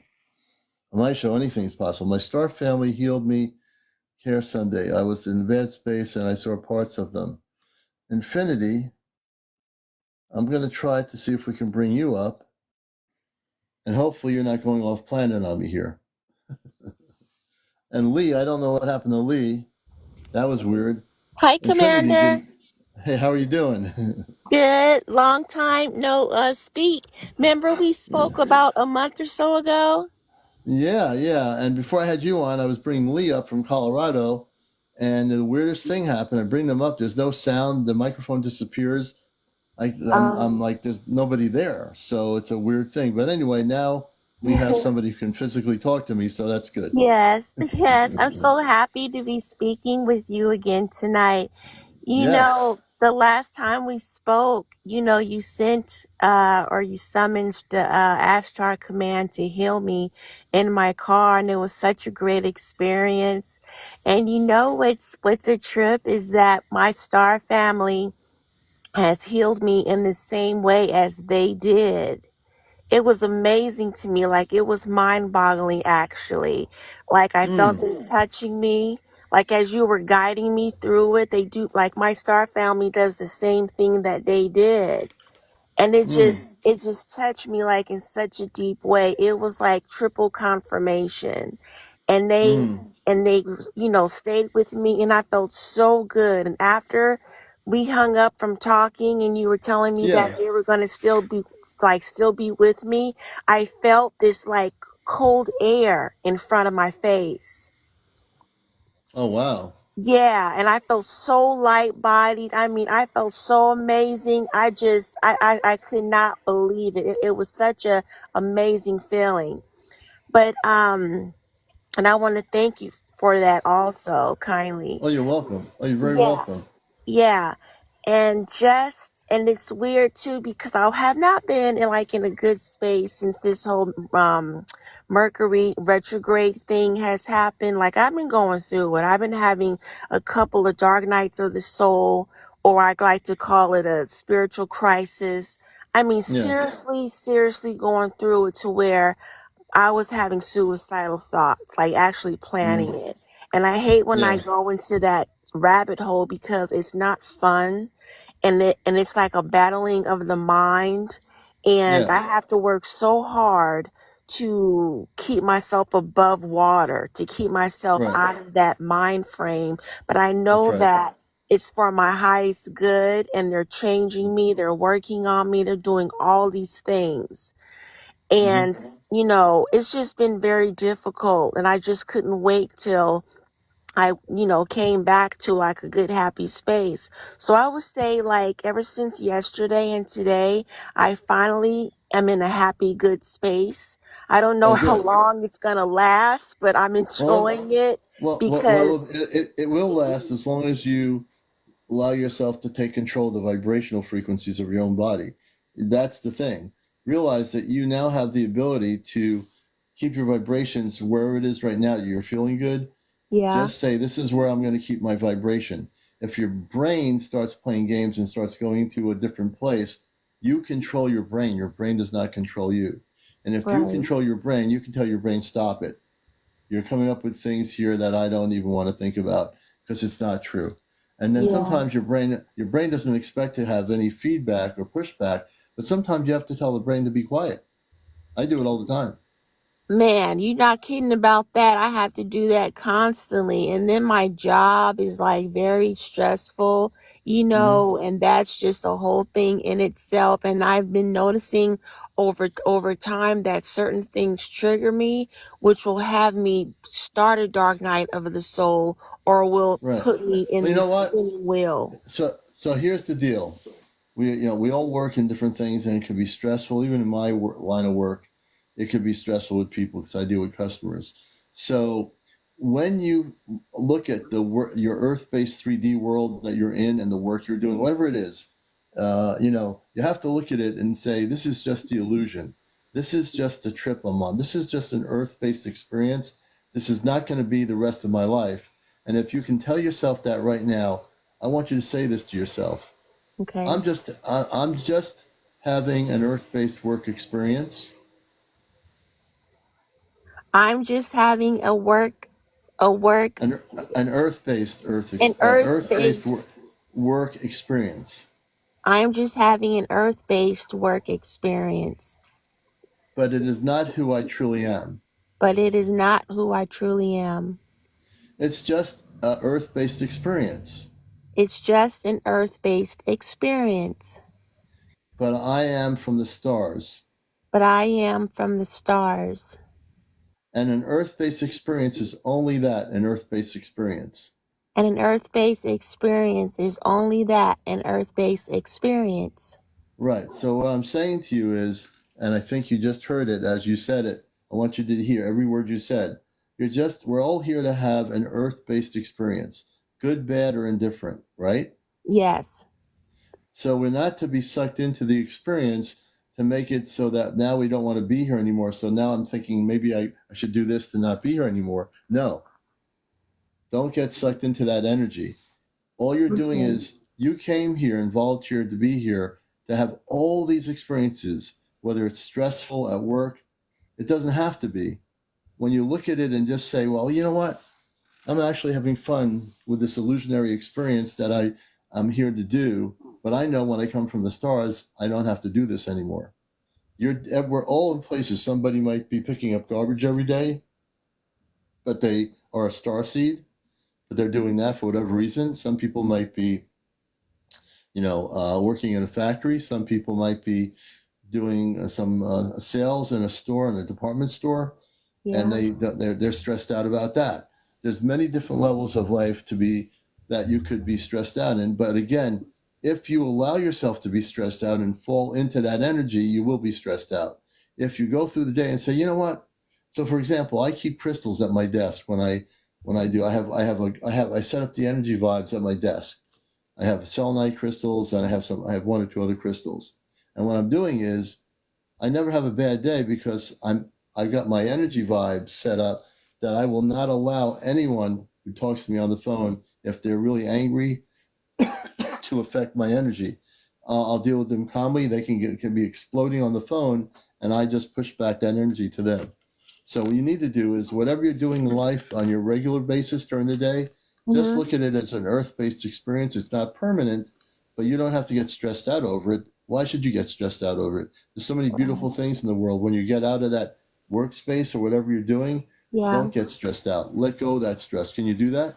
Yes. And I'm so glad you're telling me this because I I need this like so bad. And with you telling me this, it kind of rings a light bulb in my head because I started telling myself and maybe my star family was putting this thought in my mind. I started to tell myself I'm a star seed. I'm a galactic being having a Yes. human experience on earth. And just when I said that, I wasn't feeling anything ill. You know what I mean? Like I wasn't Right. in a bad space. And I was like, oh my God, I need to keep telling myself this because I feel different mentally, Mm, you yeah. know? And I was like, I have to keep telling myself this, but going through this retrograde and this upgrading and just all these things that are happening and that are being all mixed up, my mind, I felt like I was so in my head. I was just Right. ruminating in my head, and it was too much. I thought I was going to have a nervous breakdown. And I was calling on my star family, like, look, you guys got to slow this down. It's too much. I don't want to be in my head. You got to help me like right now. And like I said just now in the post, I was in urgent care because I had to take some time off for myself. I had to do some Hmm. self-care, Right, right. and So I when needed that. so always remember, you just said something that was really, really important for you, that you Yes. are a galactic being of light. Always remember that. And also, you can always call, on Christ. Jesus is a space being, but who's always very busy. But you can always call on that energy from him. But also, just calling on your own star family and realizing that you don't have to get into your head anymore.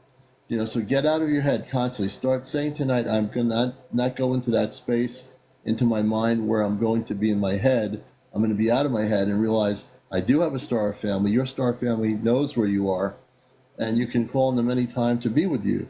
And just remember, when you go to work every day, don't get stressed out. Have your Okay. lunch, have your coffee or tea. When you have your break or whatever, close your eyes and just clear your consciousness and do a little mini meditation for 2 or 3 minutes and just realign your energy. So then when you go back to whatever you're doing, you are just going to say, and keep a smile on your face, a real Okay. smile within Okay. you and without of you that says, I'm happy. I'm just going to be happy. I don't care whatever it is. I don't know what you do for work or anything. It doesn't really much matter, I don't think. But whatever it is you do, just look at it. Look at people that are in the street that are without food, that have a cardboard box in the city of New York or Los Angeles or whatever, and they're Yeah. sitting there trying to just get through each day, wondering how they're going to do it.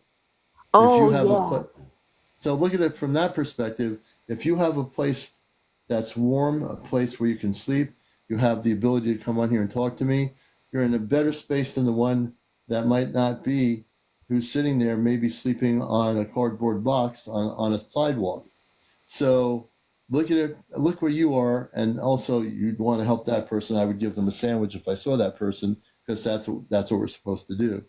But look Yeah. at yourself and look at the perception of people out there that are struggling on the street, and you're in a place where you can go to sleep in a bed and wake up in the morning. No, So no, not necessarily, Commander, not to cut you off. And I hate to okay, put my business out there like that, but I'm not. I'm homeless at this time. you're homeless. Okay, I didn't know Yes. that. Well, But I think I must have been tapping into that or something. So I apologize for maybe that. Yeah, that's I could have been okay. tap. Okay, That's that's okay. right. But I, You but you I, you are but what homeless. Yeah, but what you said though, I do think of that. I do Hmm. look at that, and I pray for people who I see who are less fortunate than I am.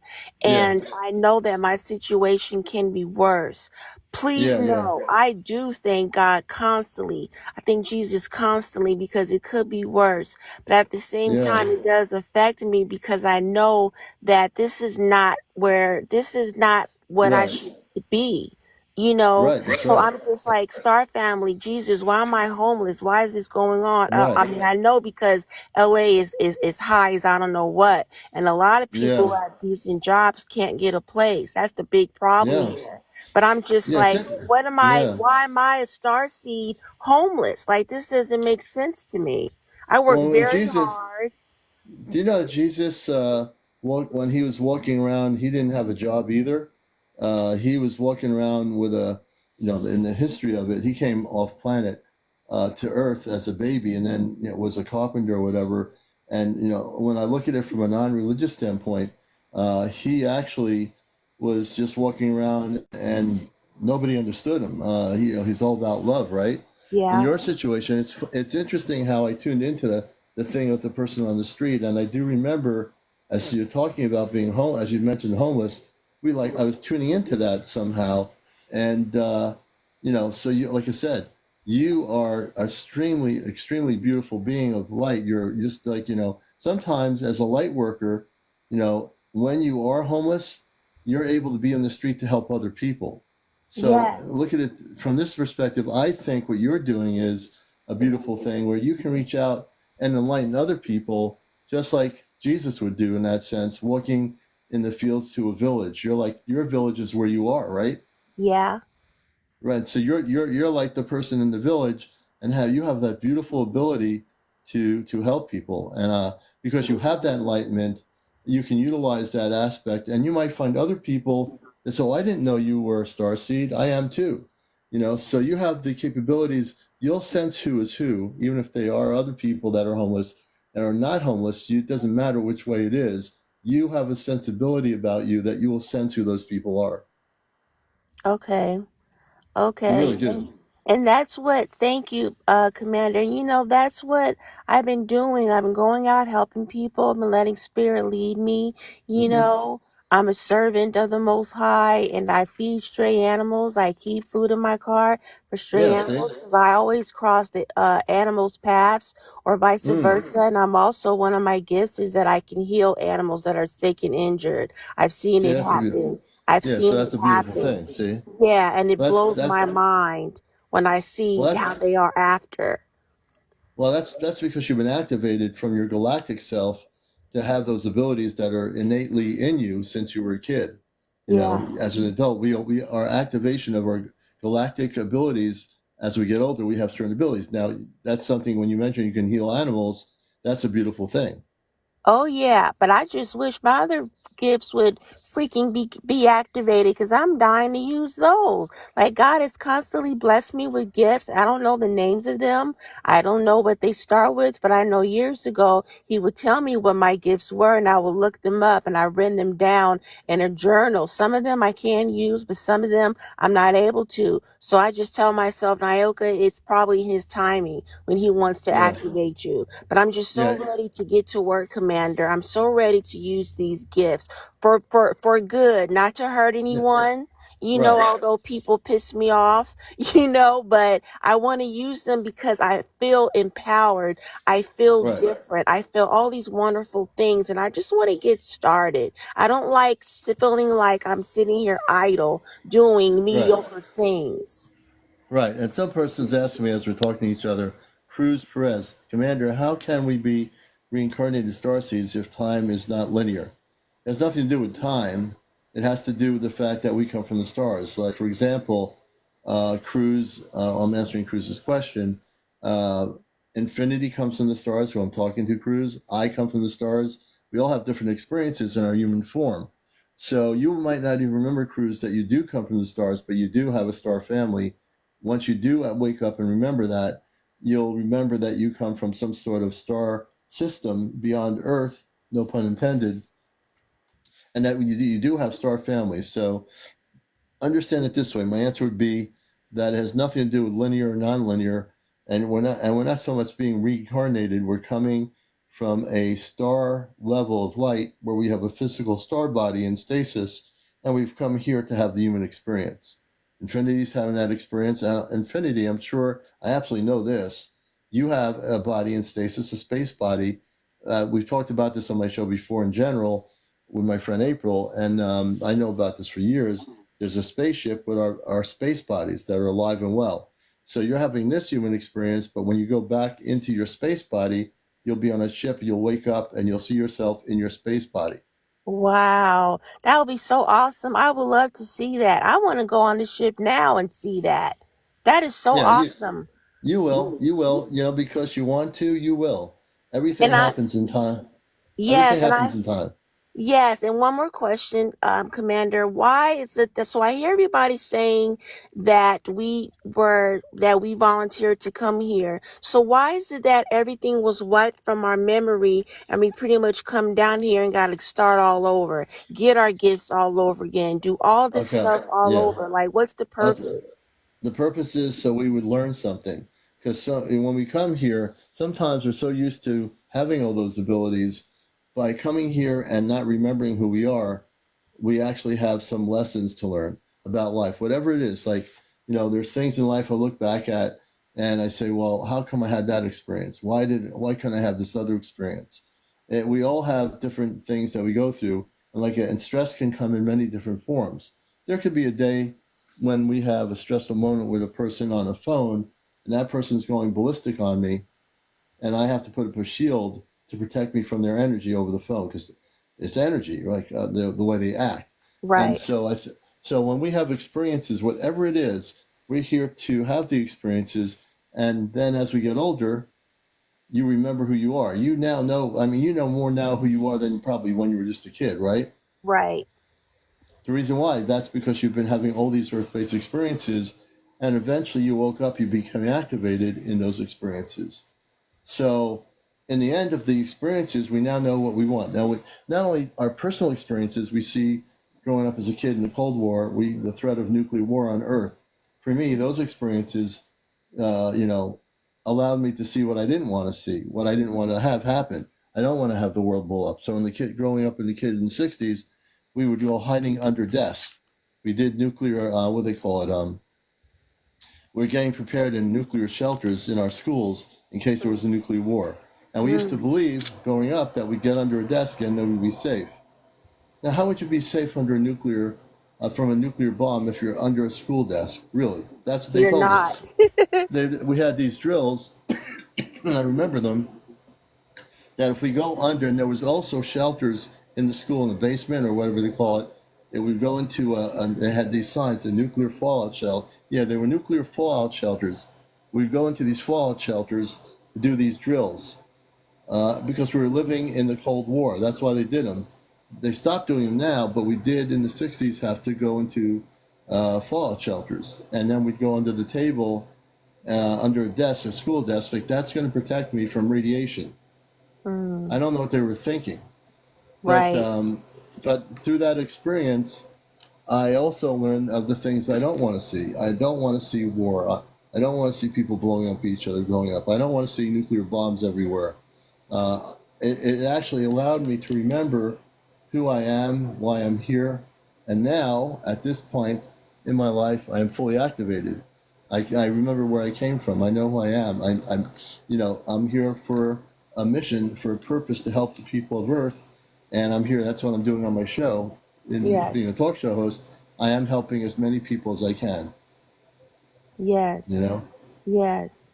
But and forgive me for being so over analytical, but I can't help it because I like to know things and sop up things like a sponge with my brain.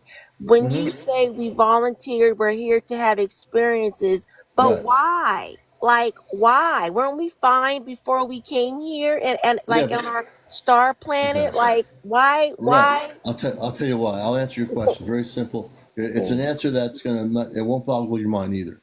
We okay. volunteer. When you were off planet, you on your space being side of your consciousness, you were one of the people that volunteered to come to Earth. You don't remember yet why you did that, but you did come here and volunteer to be here. You weren't even forced to come here. You were like me and many others that are here as Starseed. We all volunteered to be here. And by volunteering to be here, we took a big mission step by coming to Earth. We didn't have to come here. We could have still stayed in our space bodies. But we came Mm, here to experience everything about this planet, which is very unique. And we did experience it. We are experiencing it. We are breathing it, living it. Whatever it is, we are experiencing it. But you chose, if you say to yourself, I chose to be here as a volunteer, it's exactly what you did.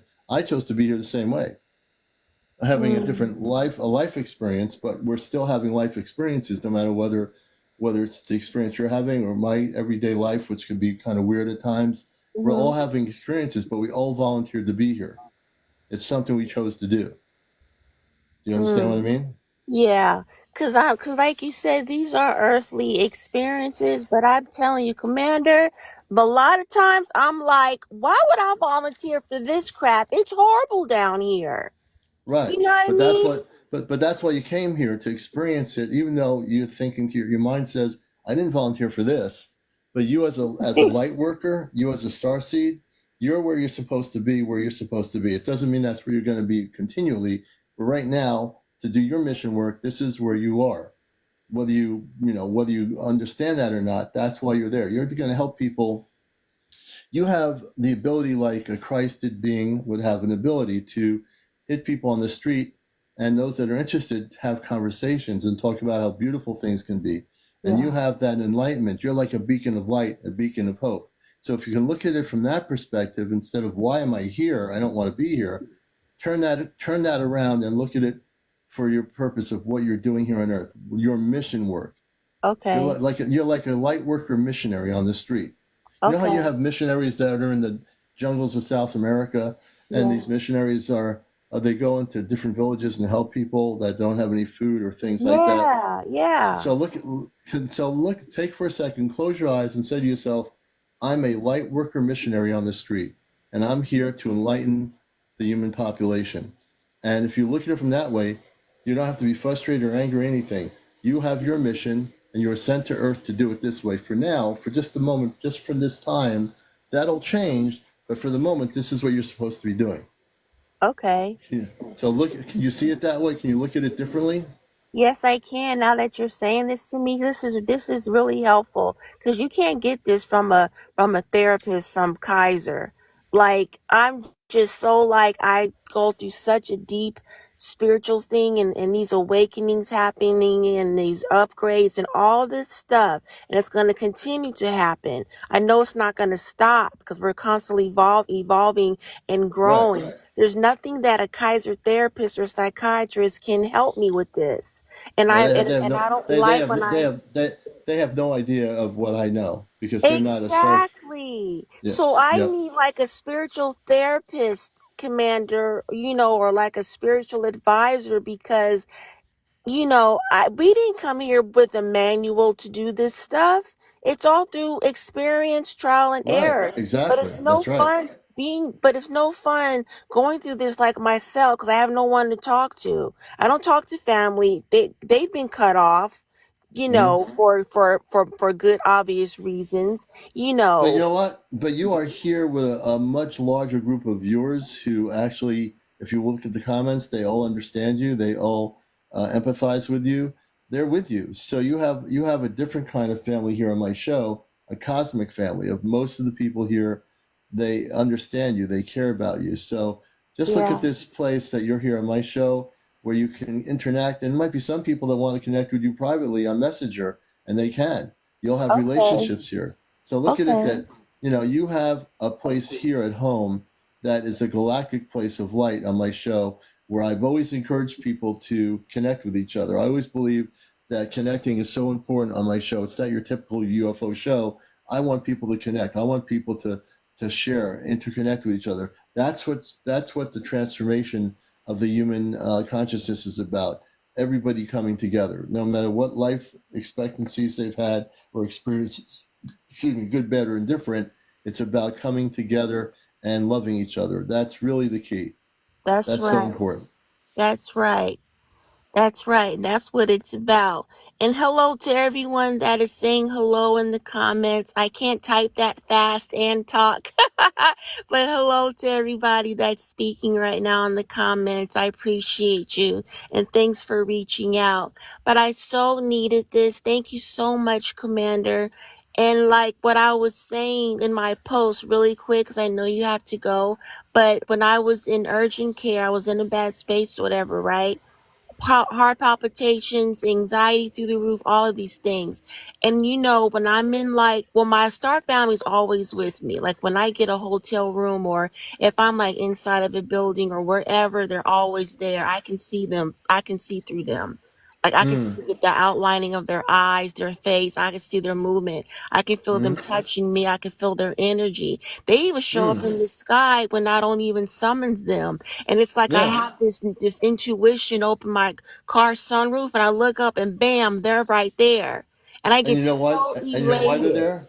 Huh? They're there.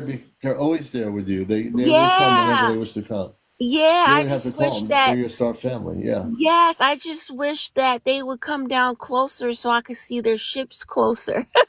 Mm. Because Well, they're here's the so deal. far up.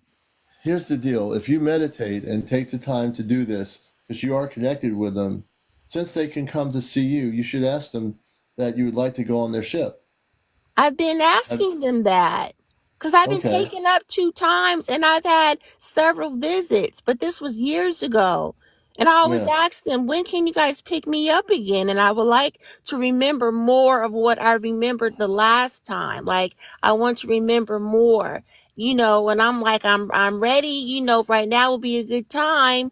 And then it hasn't happened yet. So I don't right. know what they're doing. I know that they're busy, but They are busy. I would, They're busy working with the planet to get people prepared for contact. But yes. your star family is very much aware of you. Okay. I do feel that you will eventually go back on the ship again once they complete what they need to do off planet. All the galactic levels of light are busy right now before contact, and they're all working together, so they don't have really a lot of time to do that kind of thing. But they will. They're aware of you. And I tell myself that, but I'm like, out of all of them, it has to be so many of them. It's not one or two of them that's available. Nope, there's a lot going on right now. There's an actual galactic battle going on off planet right now that I didn't Wow. talk. So people on Earth who want contact need to just relax a little bit and realize that our space beings from the galactic levels of light, the star people, are right now dealing with some lower vibrational ETs that got sent into our planetary system with the help of of the government Right, using right. technology. With the CERN opened some portals when that happened during the eclipse, I and remember so that. Yes. all right, I'm so they aware are of that. now this is taking their time. They have to deal with that, and they are dealing with that. So contact for you, Infinity, will happen once they complete the project of doing the work with the other star beings. So they're there. They're very aware of you. They might come and visit you, your star family, once in a while, in a way when they can. But there's a lot of stuff going off planet that has to be done now in order to make sure there's peaceful contact. Okay, I understand and I can respect that Yeah, totally. I totally you know, get it. I just miss them and I could just use their company. That's all. And I have like a gazillion questions to ask them. yeah. That's Well, the all. good I news didn't is, well, you have you can. So just look at while your star family's on a spaceship, you have star family right here in this broadcast. There are a lot of people here that love you, so you Okay. don't have to worry about them visiting you because you have people here that will have your back, that have listened to your story and that love you, Okay. and that's all you need is love, right? If you have the That's love in right. your heart and you're given love, what else can you ask for, right? That's right. That's right. It's all about love. I have one more question, Commander. Can I ask you really quick? Yes, you can. Go Okay. ahead. Okay. There's been times where like I'll see my star family in the sky, right? And I can see them flickering and stuff like that. There's shit maybe spinning or whatever, or be different shapes. And I noticed that sometimes when my eyesight is focused on them, it feels like, how can I explain it? It feels like they're doing something to my pupils or my vision. Like I can Hmm. feel something changing in my eyesight where like I can look at their ship and then it'll look like I'm seeing double Mm-hmm. or something's going on. And I'm like, are they doing something like with my eyes scanning them, or I don't know, but it's like weird. It doesn't happen all the time, but Right. sometimes. They could be working on your visual consciousness, your visual ability to see things in a different way. Really? Yeah, they could be working not so much on the eyes as making so the vision in the eyes can see beyond this dimension. So I think what they're doing is working on readjusting your visualization of things that you see. Like you see, a car down the road, but now you have the vision to see things other people can't see in the sky, like spaceships that are cloaked. Yeah. So I think that they're working on your consciousness right now, or they have been. Oh, okay. And I also had the experience of jumping timelines too. That like blew me away. Hmm. Interesting, interesting. Yeah, Well, it I know was it's getting, very but it's interesting. I know it's starting to get late here. I want to thank you for being here. We're only at Okay. 59.4 thousand. We have 315 people here. I need everyone to tap my screen to get us up to 100,000. We started a little bit late tonight, so please, can you get us up to 100,000? I would just ask that of every single person. Tap on the screen, on my side of the screen. Tap me. Tap on my screen. Everyone tap it right now. If everyone taps like really hard with their fingers or not tapping, we'll get up to 100,000 in 5 minutes. Do the math. 321 people. Everybody tap. So you see the numbers on the top screen. When you tap, those numbers go up. If you don't tap, those numbers stay the same. That's the secret of getting the likes up. Tapping my screen. I want to thank you, Infinity, for being here. You're Oh, blessed, thank you. and you're not alone. And just don't let yourself get frustrated. You're doing your mission work on the streets. Alrighty, I'll keep that in mind, and thank you so much for that.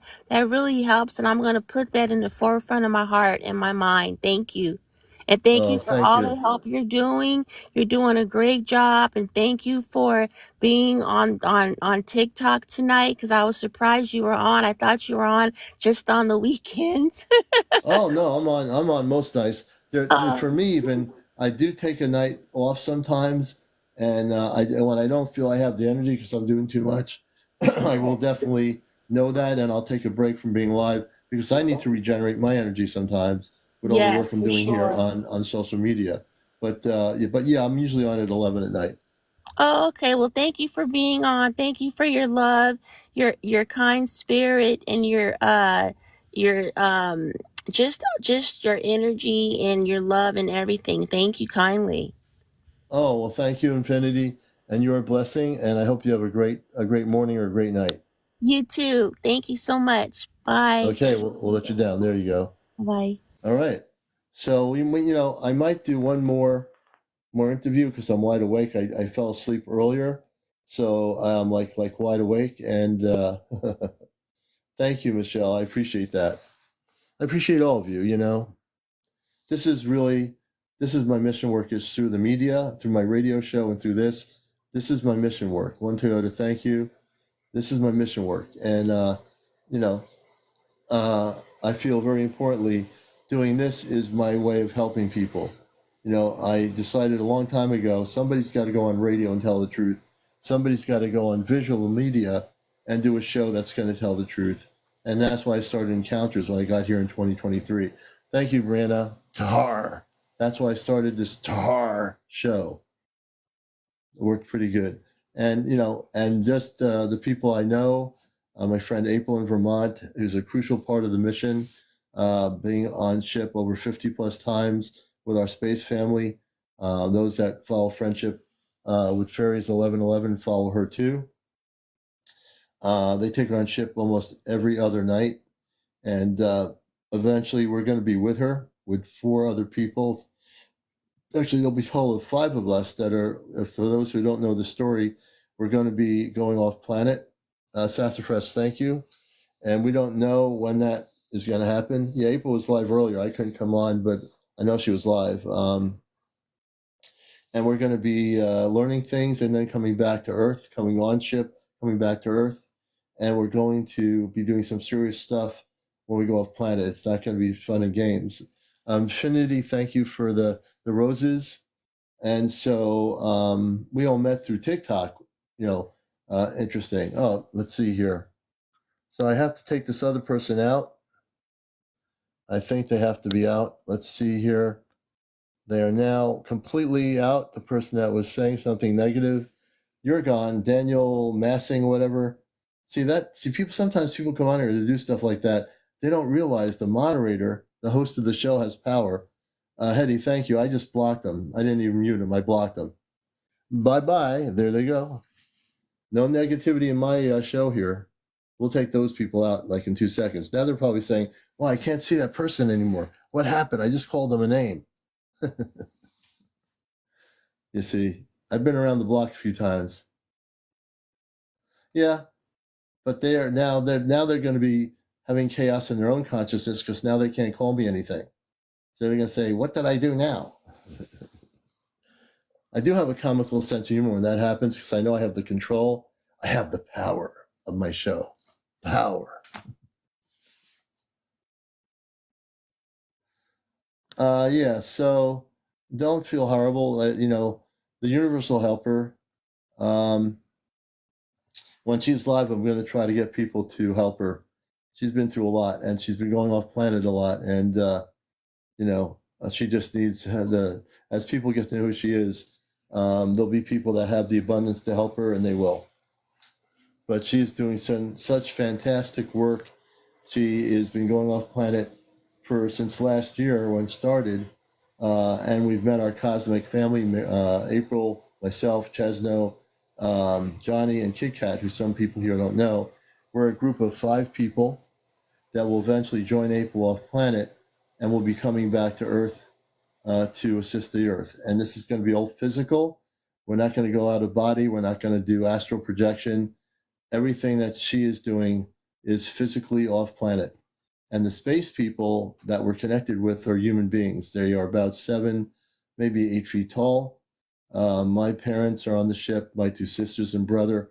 They are alive and well on a spaceship. They're a little bit tall. They're obviously a little bit taller than me. And if you were to look at their age, they would look to be like 20 or 30 years old in human age. Doggy, I think it's Doggy. Why don't they tell you how we can heal ourselves from EMF and chemicals? I think there are things in us that are not activated. We as human beings are having all these experiences, but eventually, Doggy, I think when we wake up, we'll be activated. Our cellular structure, our DNA, once it's all activated and coded in us, we'll be able to control things and not have things affect us. Like for me, EMF doesn't affect me. I mean, if it affects you, I don't know if it does or not. Chemicals, what chemicals are we talking about? So, for example, we can protect ourselves if we are fully awakened and we remember who we are. We put a protection every day we go out into the world, protection against negative energy and other situations. We have the ability to do that. Instead of relying on when is someone going to give us that ability, it's already within us. You see? Let's see here.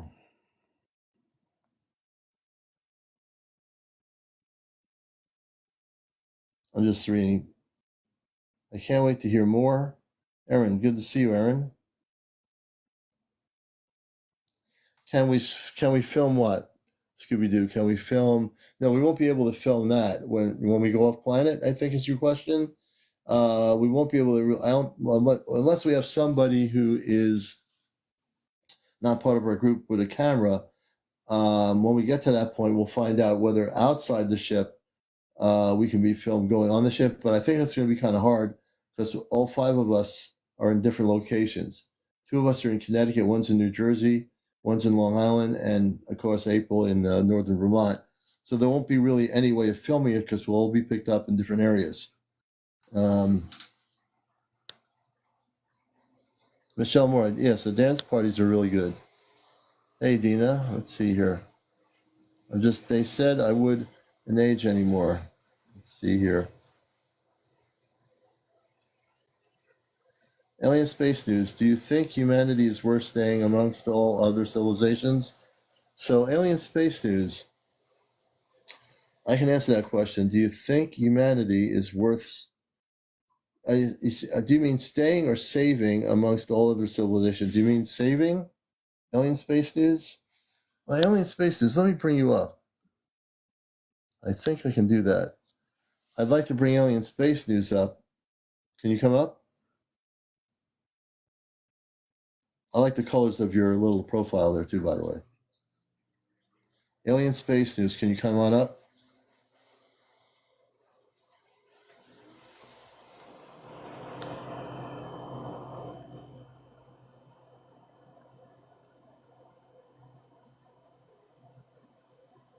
Aaron says, why am I terrified of my memories? Thank you, Tony. Oh, microplastics and silver. I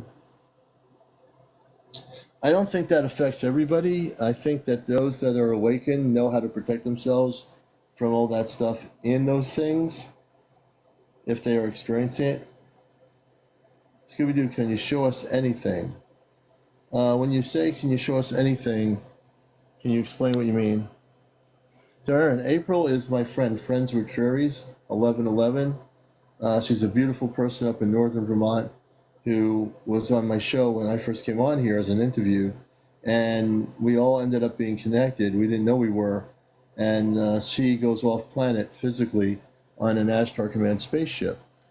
And so myself and 3 other people will be going off planet between now and next year. We'll be going off planet and actually going on the spaceships of the Ashtar Command to do mission work. So I know not everybody knows who she is, but you should get to know her. She's a dear friend of mine in Vermont, and she's friends with Furries 1111. She's a contactee.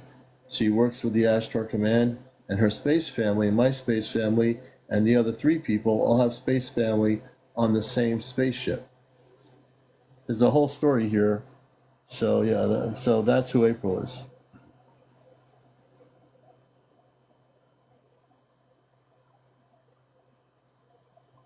Well, you can say certain things, Starseed.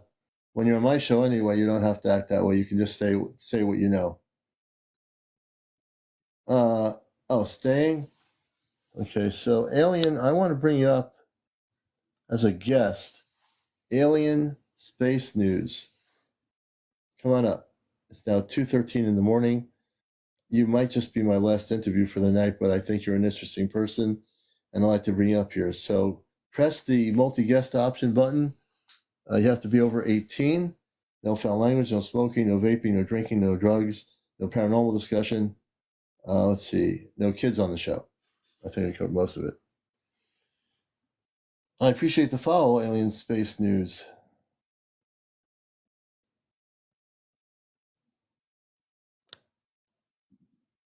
We hit 100,000. Thank you, everybody. Eric the actor. You don't have to believe anything. Stop thinking you have to believe anything or disbelieve anything. Just understand that everything that I'm talking about is real. And don't put the word but, B-U-T, in your comments. That's your mind saying that. If you turn off your mind and meditate and go within, you'll understand everything I'm saying. It doesn't have to do with belief. It has to do with understanding. If you understand what I'm saying, then you'll know it's true. It has nothing to do with whether you believe something. Understanding it is the difference. Okay? And the reason why you're here, Eric, is because your higher self brought you to my show. Your mind didn't do it. Your higher self. We all have a higher self, Eric, and that's why you're here. Because on some level, you know this is true. That's why you were brought here. So don't say that like I want to believe so bad, but put that out of your consciousness and just know that just relax, enjoy the show when we're on at 11 o'clock at night. And as you watch the show more and more, you'll start understanding and have experiences of enlightenment that you didn't know before. So I'm glad you're here, Eric. You will definitely down the road understand a lot of what we talk about here. I'm just going to see here. I'm going. Oh, he's at work? Oh, Alien is at work. Okay. Evolved mushroom. Thank you for the roses. Evolved mushroom. I think we're going to bring the evolved mushroom up and see if we can interview them. Evolved mushroom is an abductee. This is Encounters, the No One Spiritual UFO Talk Show. I am CmdrAleon, and this is really late night. What's So up? this might be my last. Hey, good morning. This might be my last interview for the night. I started late, folks. I got on at midnight instead of 11. And whereabouts are you, Evolved Mushroom? Where are you located? I'm in Oregon. Oh, great. It's good to have you with us. So tell us Good to be about here. your experiences. Yeah, tell us about when you had the abduction experiences. Reading your comments. So I think the audience would like to know a lot more about your story. I was in California, and I've just noticed things in the sky that completely don't make any sense. And then I've had a time lapse a couple nights. But the craziest experience I had was a sleep paralysis in which I couldn't move, but then I felt like there were entities in the room that were walking to me. Mm-hmm. And that's all, yeah, but I could have been asleep, of course. So Yeah, you could have sleep paralysis. So let me ask you a question. When you say you felt like there were beings in the room, can you go back to that one point in your consciousness and try to describe what the beings looked like? they were tall and dark, just shadows. Mm-hmm. Mm-hmm. Yeah. Well, sleep paralysis, if you have sleep paralysis, first off, you wouldn't see any beings of any sort. You'd just be like not able to move.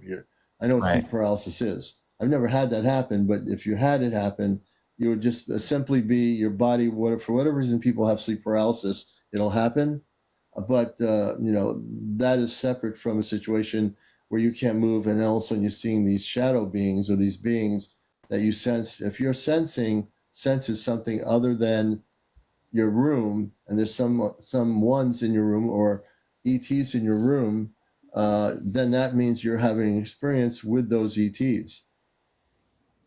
That sounds about right. Yeah, because if you remember it, because you remember what happened, you just stated what you remembered, and you remembered you weren't just in paralysis. You're saying there were some. How many of them were there? Do you remember? I think 3. Typically, I've had a couple of encounters, especially in like sensory deprivation tanks and everything, and usually there's 2 or 3. Most of the time, they're very, very benevolent, though, and that time, though, it was a little bit, it was a little bit darker, so to speak. But most of the time, they're very benevolent. I've had a few, So you, few different so you, encounters. you have. So would you consider yourself with the kinds that you said that were benevolent? Would you say that you are do you think you think of yourself as a contactee? I'm trying to think this out here. Or do you think you're an abducted person? Abductee would be negative. Contactee would be positive. I think I've actively sought it out, and it's been more positive, overwhelmingly more positive than anything. So the positive encounters, tell us about that. You've had more than one encounter. We talked about this paralysis thing and about the 3 beings. Tell us about the positive encounters. What did they look like? Does it count if it involves the influence of entheogens and psychedelics? It does count because that could end up distorting what really happens to a person. So I always like to get the stories when you're not doing anything, drinking, Mm. mushrooms, and all that stuff, because Hmm. then I can get a pure understanding, and you can have a pure visualization of those beings. The hallucinogenic things like mushrooms. I know when I was in college, people that psilocybin mushrooms, they were Uh-huh. using them and having experiences. But I really want to I'd love to see if you can have the experience one night and come on and say, I Commander, wish. I had an experience without the hallucinogenics. I've always You wanted could to. have, well, you could. You just have to Yeah. just say, no, I won't do the hallucinogenics. I will experiment with myself and say, I'm a Christed being of light. I wish to meet my star family and see what happens. I'm open to that, absolutely.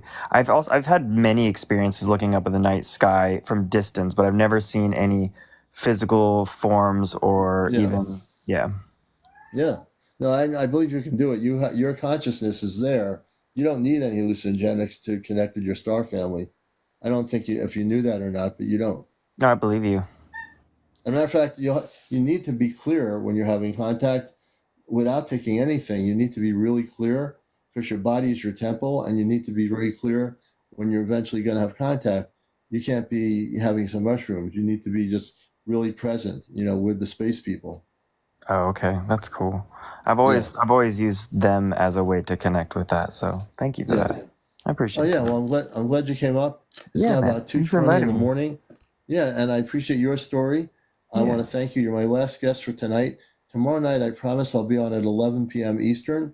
This is Encounters. We're on most nights. If you don't see me on one night, and people do message me when I'm not here, that I am taking a break once in a while, I have to do that just to regenerate my energy because I'm working with a lot of different people on my show. And I also have to take a break to do a clearing of energy and just recenter. So I appreciate everybody.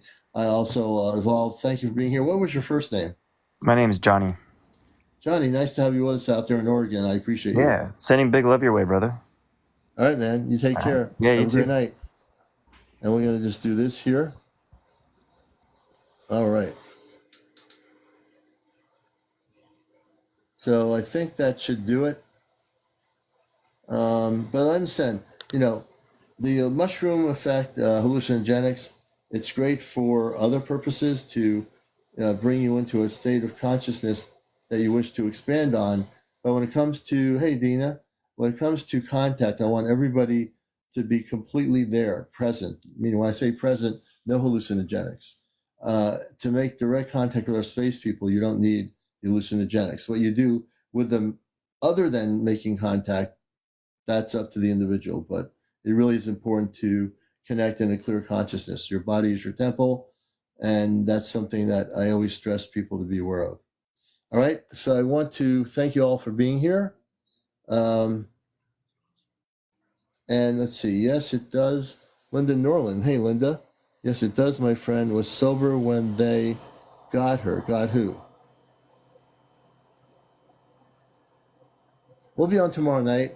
I have a feeling there'll be some more people to interview here. So get on at 11 tomorrow night, Friday night. I'll be on Encounters. And Mike, good to see you. Michelle, I control my dreams. They abducted my friend. Linda, we'll have to have you on tomorrow night because I think you have a good story to tell us. So join me at 11 p.m. It's now 2:23 on the East Coast, and it's time for the commander to get some off-planet rest. Oh yeah, we'd love to have you on. So I want to thank all my guests. This show will be on my YouTube channel, Ashtar Command Spaceship News. That's my YouTube channel. You can watch all my previous shows. We have 2 shows that we're backlogged on, and we'll be putting them on my YouTube channel probably by tomorrow. Everybody, let's see, Yomar, Alex Yomar. I saw a UFO zigzag in the dark sky with a lag behind it. Interesting, Yomar. All right, well, for those that have stories to tell, if you come on tomorrow night, we'll definitely bring you on. As long as you're over 18, no kids on the show, no paranormal discussion, no drinking, no drugs, no smoking. We'll bring you on the show and you can tell your stories. It's now time. Thank you for all the gifts. Thank you for being viewers. We have 103,000. We hit our goal, and we appreciate that so much. Although on the hat, we need to get more hats here. The hat with the mustache, I need to complete that goal tonight. So I need to, before I go off, if anyone can give me, let's see here, Mike Masters, thank you for the roses. Tahar, Brianna, Tahar. I need to get that 10, the magic number 10. I'm at 7. So we have 3 more hats to Tahar, Brianna, Tahar you. I'm almost there. Gosh, I'll tell you, I'm at 80% of my goal. I might just make it. I have 2 more hats to go. And wherever those hats come from, who knows? But I need 2 more hats from 2 more people to reach my goals. There are 2 people out there to get us to 10. 2 more people. 2 more people to get us to 10.